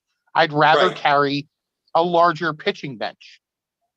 But and that's a cool strategy, and that's one way to go. And what are the benefits? Well, we know that you won't leave a lot of shit on the bench. Exactly. And that you have those positions instead of being guys on the bench, now they're relievers, now they're possibly starters for the rotation later in the week. What are the drawbacks? Well, if that's your guy, those are your guys, then those are your guys. Then you don't have any necessarily flexibility to say, maybe this guy is cold. Let me push this guy and try him today. So there's pros and cons for everything. Sure. We can literally talk for hours, about what's the benefit of a bench versus having, the ability to just play everybody, But that's why fantasy baseball is awesome. Like we can't really say this is the better or worse way when everything is so subjective and everyone has been doing it in a certain way. And, I always felt like in 2007, 2008, 2009, the base is the best. It could never be better. Well, we've developed it and changed it. And it seems like every change has been for the better and has gotten the league to a better level. So, I mean, I say that now we're in the best place that we've ever been, but who knows? Maybe there are still changes and little modifications that need to be made to make the integrity even greater, to make it even more legitimate. Yeah. I mean, I agree. I mean, but Frank, what do you think of this 8x8 right here that I'm showing? It's offensively runs, homers, RBIs, steals, walks, strikeouts, batting average, and on base percentage. Pitching categories would be innings, wins, saves, homers, strikeouts, ERA, whip, relief appearance. I'm willing to change out wins for quality starts if you want to just forego wins and losses altogether. I'm out. But what about putting in losses with wins? Well, and that's the thing. So I took out doubles in order to make it even. Why is it important for you to have the same amount, of hitting as pitching? Because if you're having negative categories, it doesn't necessarily play like the same way as even, Well, does that make sense? Yeah. I don't like I mean, obviously we have losses in the bigs, but Mhm. if you're looking at the way the way it's constructed, okay, it's way easier to like run up the stat line on losses than it Yeah. is wins. Of course it is, but So that's it's more so the thing is that you could be at the minimum yes. and you're not going to get a guy, you're not going to go out there and get a guy like for instance, last week I went out and got a guy like Dean Kramer. Okay. You're saying after you've already made the minimum? I've already made the minimum, but now I'm chasing innings. Right. Okay. So, the guy could go, I could be chasing innings, pick up that guy. He pitches a third of an inning, Eric Fetty, and gets a loss. Yes. But now I'm going to be more selective in in the categories that I'm going to chase, because at that point, I don't give a fuck if he gets a loss because I'm already down in losses and he could throw me 5 innings. He could throw a gem. Yeah, he He could throw a gem, but then he couldn't. Right. He might also throw another bad one, and then you've used another ad. Exactly. On doing that. So you're not playing to the losses. You're playing to the guys who you're playing to the guys who you think are going to get you the win, or the projections say. Right. Yeah, you play to win the game. Right. I grabbed Jesse Chavez and Trevor McGill this week and got wins off of that. That's wild. Mm-hmm. Yeah, I know. But that's what I'm saying. You're gonna get that surprise win out of fluke, a reliever, but you could also get that almost guaranteed fucking loss. From a starter, if they're shit or if they haven't been playing well. You know what I mean? Yeah, you could drop them, but you're also chasing the relief appearance category, and then you're like, well, right. I mean, absolutely. I'm sorry. Go ahead. Finish your thought, Frank. No. And all I was going to say was, like, you're chasing this relief appearance category, and you're like, well, fuck it. I'm down. I have 8 losses this week. It's an easy stat. It's an easy stat for another manager to run away with. Yeah, but that doesn't mean that happens every single week. You know what I mean? Like, no, it doesn't. But it happens more often than wins do. Of course, and and I feel it makes it less competitive. Well, actually, to have that. Technically, wins and losses happen at exactly the same number of times. Yeah, there is one win for every There's loss. your Yogi Berra statement of the evening, sir. That's the one, man. That's it. But no, what he was saying is what that he's saying. I know what he's saying. It's easier to accumulate losses because you're going to go what you go after in pitching, like, more often than not. You have your mind made up. In our free agency of what's available, there's a reason why they're free agents in our league, So if we go for them, they're usually bad. So I understood what he was trying to say, I also understand, but right. No, you're right. There is the same amount of wins per losses. Now, but here's something I've been tracking all season. The question is what the lowest number and the highest number of wins and losses is. All season, there's been one guy who gets 0 losses in a week, 2 guys who could pull off 0 losses in a week. On the other side, we've had a bunch of guys get 6+ wins in a week. Like, every week, there's at least one person with 6 wins. Wow. Yeah. On the other side, there is always at least one person with 6 losses. Okay. The maxed out is 8 on the winning side and 7 on. I'm sorry, Frank just broke the losses last week. You're welcome. No. So the wins and the losses numbers are similar. Yeah. Hence his opinion on the category. He's good at accumulating losses there. Mm-hmm. Yeah. Yeah. What happens, I think it's a good category to have. It makes you forced to make a decision on whether you're definitely going to start a guy. Yeah. As opposed to like, there's no ramifications of It's like, starting most starters, you know, but in our league, there's a lot of, yes, I'll say it, repercussions for starting a starting pitcher. It's like the hammer for ERA and WHIP, Mhm. right? It's like an additional hammer on ERA and WHIP. The Yes. guys that have bad ERA and WHIP are going to Yep. have a lot of losses. Yeah, no doubt. And that's what's interesting. Like, there have been plenty of times where one of the three of us were going for a relief appearance on like maybe a Friday or a Saturday.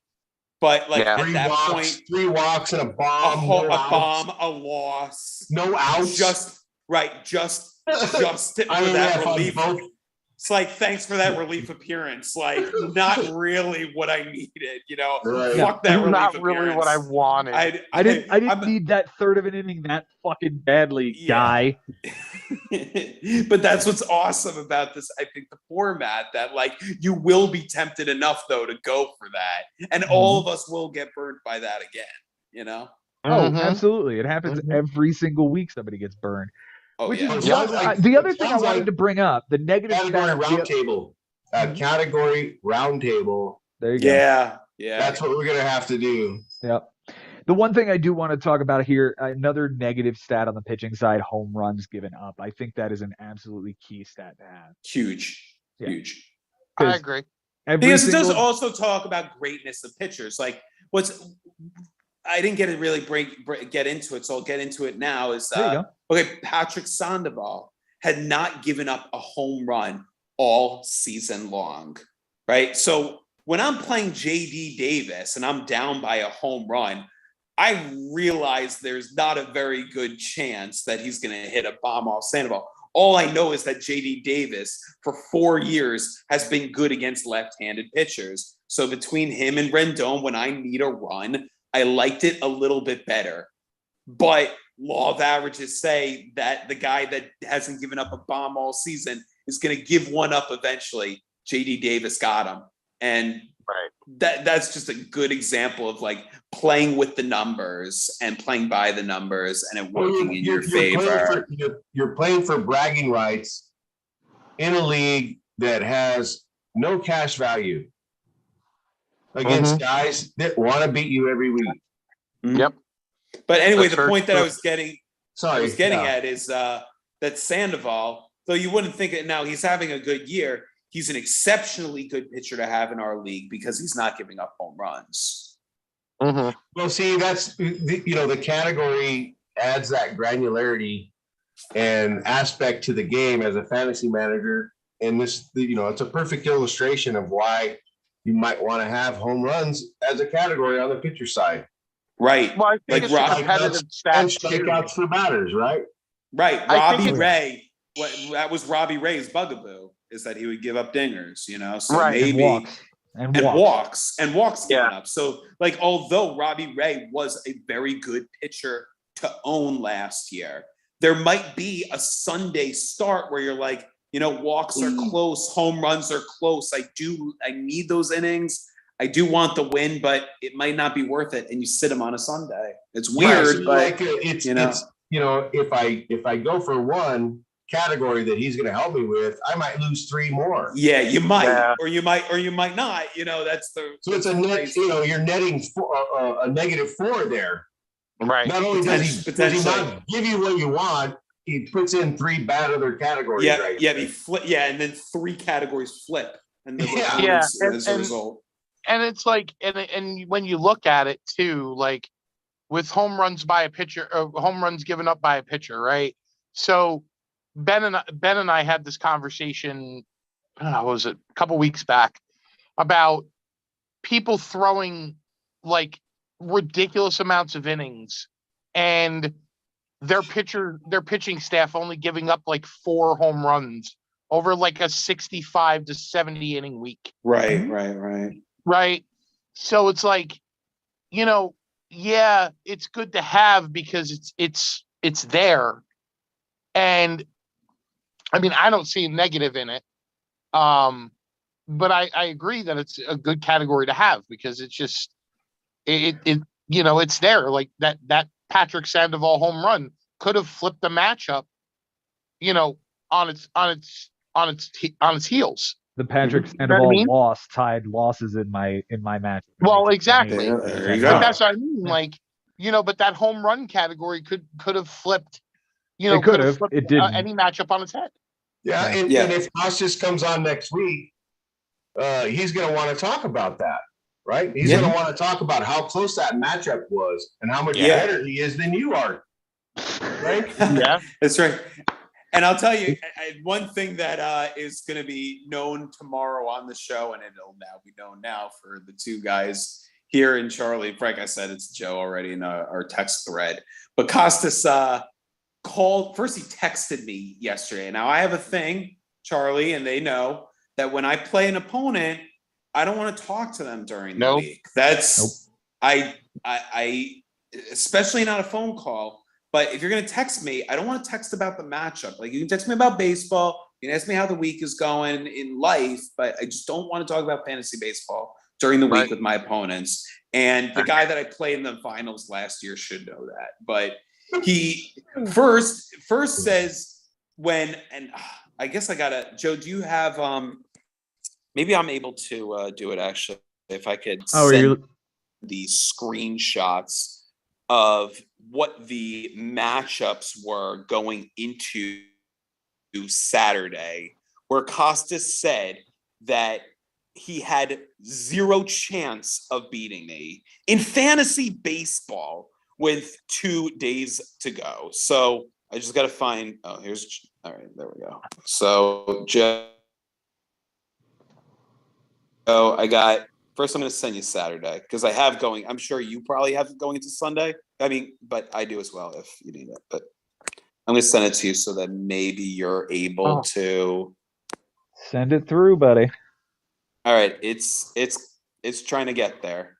All right, it'll get here. Once we hear my phone go off, we'll talk about it. It's All an right, iPhone. should be there now. It's not an iPhone. Mine's an iPhone. But there we go. Anyway, so then he calls me and I answer. When I answer the phone, it's not a hello. It's I don't know why I'm picking up this phone call right now. That was how I answered the phone. And he started, I was like, okay, Costas, runs, I'm up by 1. Doubles are tied. Triples are tied. Home runs, I'm down by 2. RBIs, I'm up by 5. 7. Walks, I'm up by, was I up by 7? Okay. Yeah, and you were down 1 home run. Okay, keep going, Joe. You were down 1 steal. You were up 2 walks. You were down 4 strikeouts. You were down 2 errors. You were up 5 ticks on the batting average and 2 ticks on the on-base percentage. Right, but how many more at-bats did I have? 9. Yeah, so and 3 more hits. So it was a 1 for 3 better. He was in a much better shape with less at-bats going into that. Okay. On the pitching side, he led you by almost 10 innings. You guys were tied in wins. He fucking blew losses out. You blew saves out. He blew homers out. He blew walks out. You guys were close in strikeouts. You were down by 3. ERA, yeah.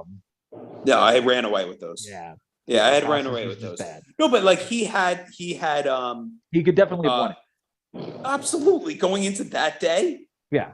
By a lot. Yeah. You know, it's just that on Sunday, a lot of those categories ended up swinging my way. Walks, that I tied home runs, that I won runs by 1. I won RBIs by 2. You know, doubles, I think was I leading in doubles? Take a look. You were tied in doubles with 10. Okay, so he took that one. Yeah. You know, so wins ended up staying tied, even though we both had a couple more. I ended up grabbing innings pitched. I ended up grabbing strikeouts. Yeah, and a lot of them I turned, but like that had nothing to do with that's what was supposed to happen. Like he could just as easily have defended and or flipped other categories to get himself fine. Of course, I got up at 3 a.m. to freaking get those pictures. I stayed on top of the thing every 15 minutes until that guy Crawford was named the starter. I waited until almost 4 o'clock to see what the strikeout situation was until I picked up Randall Grichuk that got me the RBI that would have won the category. I put in J.D. Davis instead of Rendon. Like, if I don't do that, the score is so different. not to mention Santana and Votto and keeping Al Cabrera. That changes runs and walks. So, like, to say there's no chance that that he was going to win walks, he almost won walks. It required my decision making to get the win on a lot of these categories. And once again, Ben Nisman, despite whatever's on his team, is winning and kicking ass. I'm doing all right this year. Is Costas former military?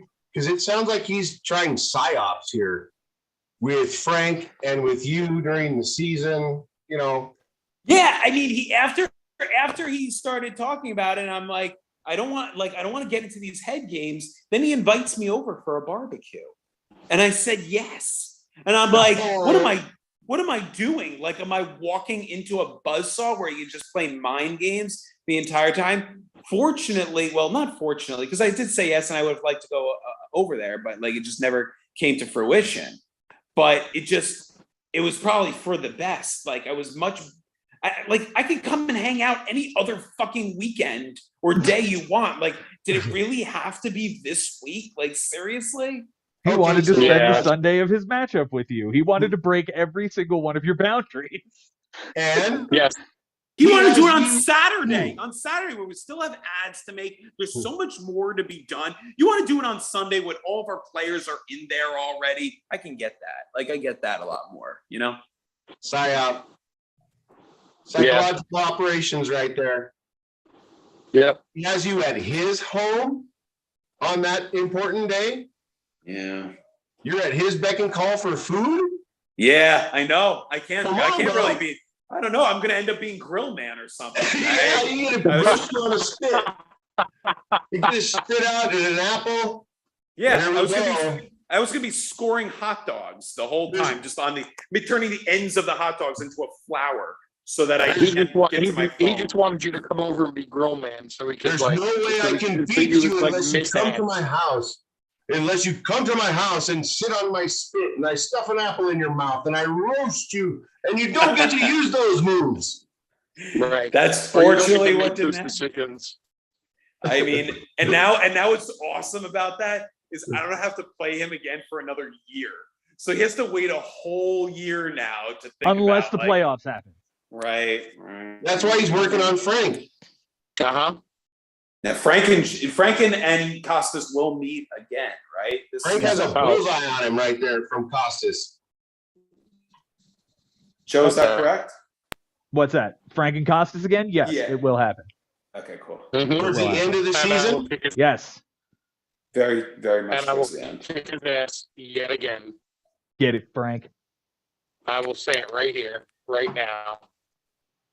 I don't give a shit if you have 40 closers on your team. Doesn't matter. I don't know how many he has on his team now, but No. I lucked into the Miami closer. Anyone see me do that? You grabbed Tanner Scott? Strong work, Benji. He's going to Thank give up you. some bombs, and he's going to be really a real big headache, but like the strikeout rate is fucking gross. Right. It's And just as like long when as he gets those opportunities and he keeps converting him, he'll still get those opportunities. Right. Just like when I picked up Rafael Montero. Yes. Or Diego yes. Castillo. Or All or right. Staubach. All right, guys. Enough. Jeez. Or Jorge Lopez. That one doesn't bother me as much. The Diego one really bothers me, and of course Montero from a long time ago bothers me. And then we could throw that Pagan in there also. That was Emilio? fun. Yeah, there was one Yeah. season where I could have done that and beaten Frank with them, and I didn't do it. It was 2020. Yeah, I know. Mhm. The only thing I expect to do before a matchup then is a voicemail. That's it. A promo? You want a promo Yeah. Of course. from the truth? Of course. Come on. From the best Can't player not in the fucking bigs? do it. Okay. You might get one. All right. Well, debatable. Are you going to drop one also? Do you have something? A little Oh, script? absolutely. Of course. Of course. Oh, is this you guys this week? No, we got one more week. No. I got No, one Ari. more week. I don't know. And Oh, I it's have the- Christian. It's the brothers right. Nisman. Yeah. again. I think I've beaten Ari like the last 10 times. I don't even remember the last time Ari beat me. I feel like it's been a long time. He's not Ari beat me. he's not as uncompetitive as in previous years. Because of Alonso though. Like right? Like he's got a couple of hitters that are just carrying him that he doesn't need a bullpen.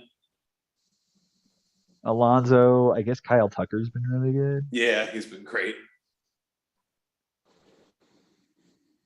And But it's really just the one guy. yeah, it's just Pete who has Really just the one guy. 55 RBIs. Ben, I said it before the season, man. What if he has like 120 RBIs and 40 homers? And he wins What if the he MVP. Yeah, I would thought it would be wild if Aaron Judge and Alonso are the two MVPs. After being back-to-back Rookie of the Years. Pretty dope. And both Pretty playing in dope. New York. And I think back-to-back home run derby champs, possibly. Maybe. No, No, I don't think Judge ever won that. I thought he did in 2017. Judge? I thought so. No. That No? was the Stanton one, and I think, because it was in Miami. No, it is Aaron Judge. It is. Yeah. Yep, Thank you. 2017. 2016 was Giancarlo Stanton. 2018 Yeah, I don't remember was Bryce 2018. Harper. Yeah, I don't remember that. 2019 was Alonso. Harper, yeah, that was Harper with the American flag bandana and shit like that. That was the whole fucking rigmarole about that. I don't remember that at all. No. Like dad was like pitching him or whatever. Where was that Really All-Star going- game? Colorado? Uh, No, that was 20. No. no. That's not right. I think that All-Star game was in Nationals Park. What are you? Are you doing this podcast underwater? What's going on with your audio? Mine? His Yeah, internet yours. sucks.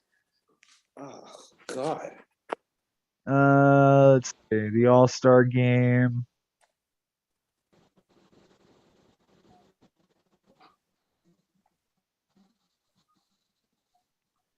I went to Baseball Reference. Should have just gone to fucking Yeah. Wikipedia. I think Wiki is the way to go there. Yeah, it's Nationals Park.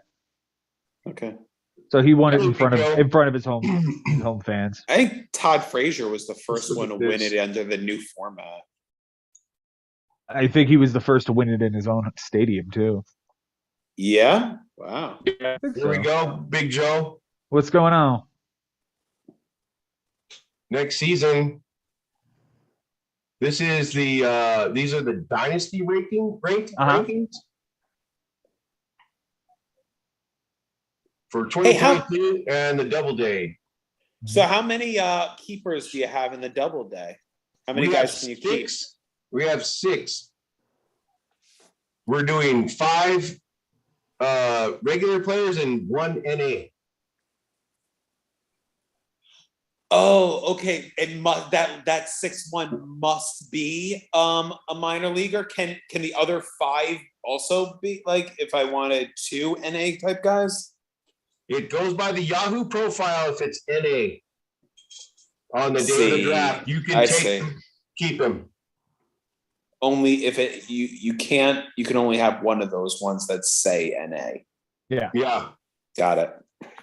I grabbed that Yankees kid, Anthony Volpe.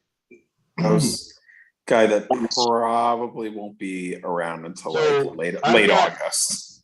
Trout, Yep. right? Number Yeah. Mike Trout, good guy to keep, I would say. number I'm 10, trying to trade him away. Tatis. 4. Number 4. He's on my team. So you've got T and T. If you trade one T, you don't have the other T, but you're asking for 2 more keepers. I'm asking for a hitter keeper and a pitcher keeper. Who's this? 20-year-old. I have no idea who that person Double is. A, I've never heard of that name, Nope. but good for No him for idea. hitting in Double A. but here he He's a is. hitter. He's in the top 50. Not on. Wow. It's weird. Just another St. Louis Cardinals hear this guy guy? they just spit out. Royce Yeah, that kid's Lewis. ACL exploded. He's out for the season. Oh, that was Frank's favorite player. Royce Lewis. Rolls not Royce Royce, Clayton, not Royce Clayton, and not Kyle Ray Lewis. Lewis, hmm but Okay. Royce Lewis. So like we talked about last week, Mhm. here's a target. If you drafted this year, or if you just picked the guy up off the waiver wire or the free agent out of the free agent pool. Yeah, you had some fortunate happenings with Taylor Ward. That guy had a couple of good games. I would say so. Yeah. It's like, who the hell is this guy? So who are your keepers? We don't have keepers in our league. No, for because Big Joe. For me, who are my Oh, keepers okay. on my team currently? You got And- Trout. Let me just pull up the team and I'll share You my got screen. Tatis. Never mind. I won't share my screen if you're doing something. Tatis. Right now it's Trout, but I'm sure I'm gonna move him. Really? Zach Wheeler. Top 40. What's that? Top 40? Top 40. Dope. So what is it? 12 times 5? That's 50, 60. 60. 60. Let's take a look at Tyler Glasnow. That's a keeper? It might be. 105. Maybe. You might beat the spread, How right? about John Jose surgery. Barrios? God, he's been kind of hot and cold. I'm not Down. crazy about that. picture.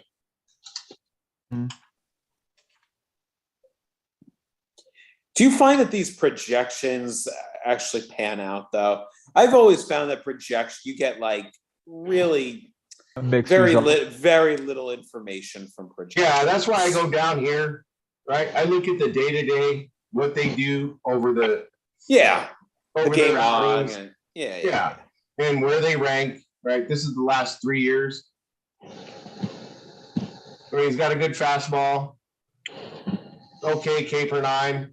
Doesn't walk a whole lot of guys, you know? No, but he Right. throws a shit ton of innings.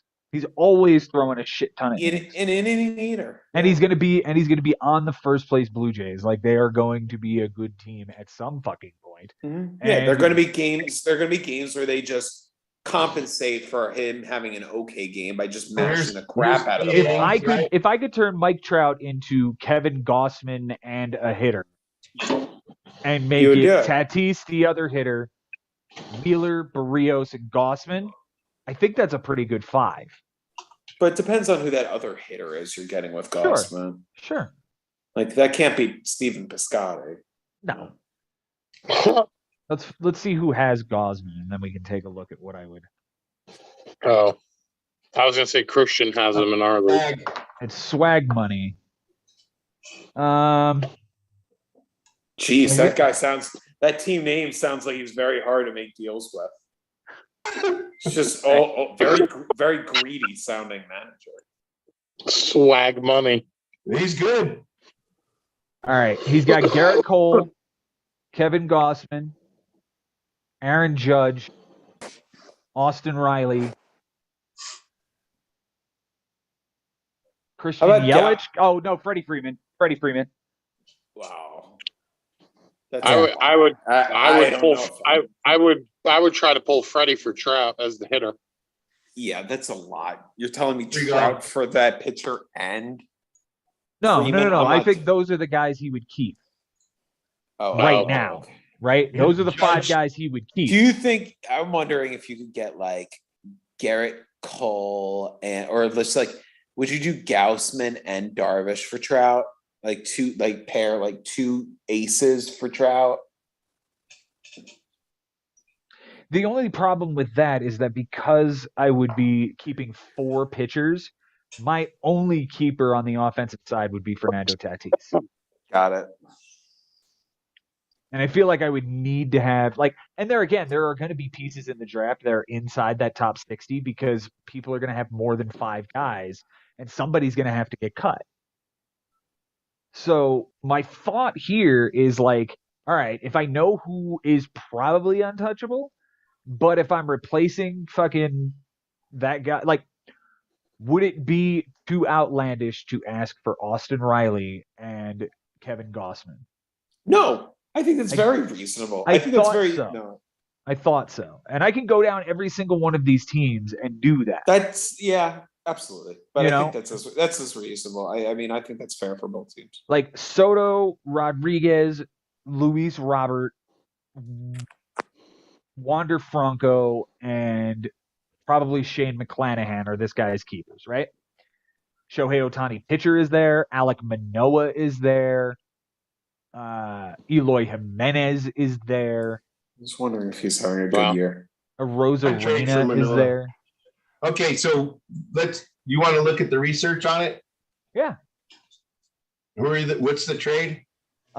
In theory, we'll call it Austin Riley and Kevin Gossman for Trout. Mike Trout, and because I need to even it out,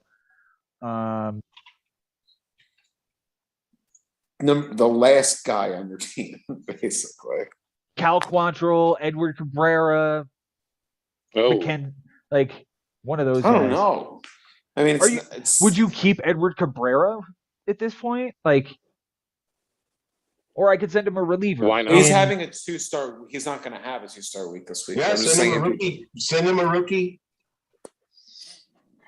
Yeah, I mean, the only pitcher that I would really feel weird about sending anybody is Mackenzie Gore Why?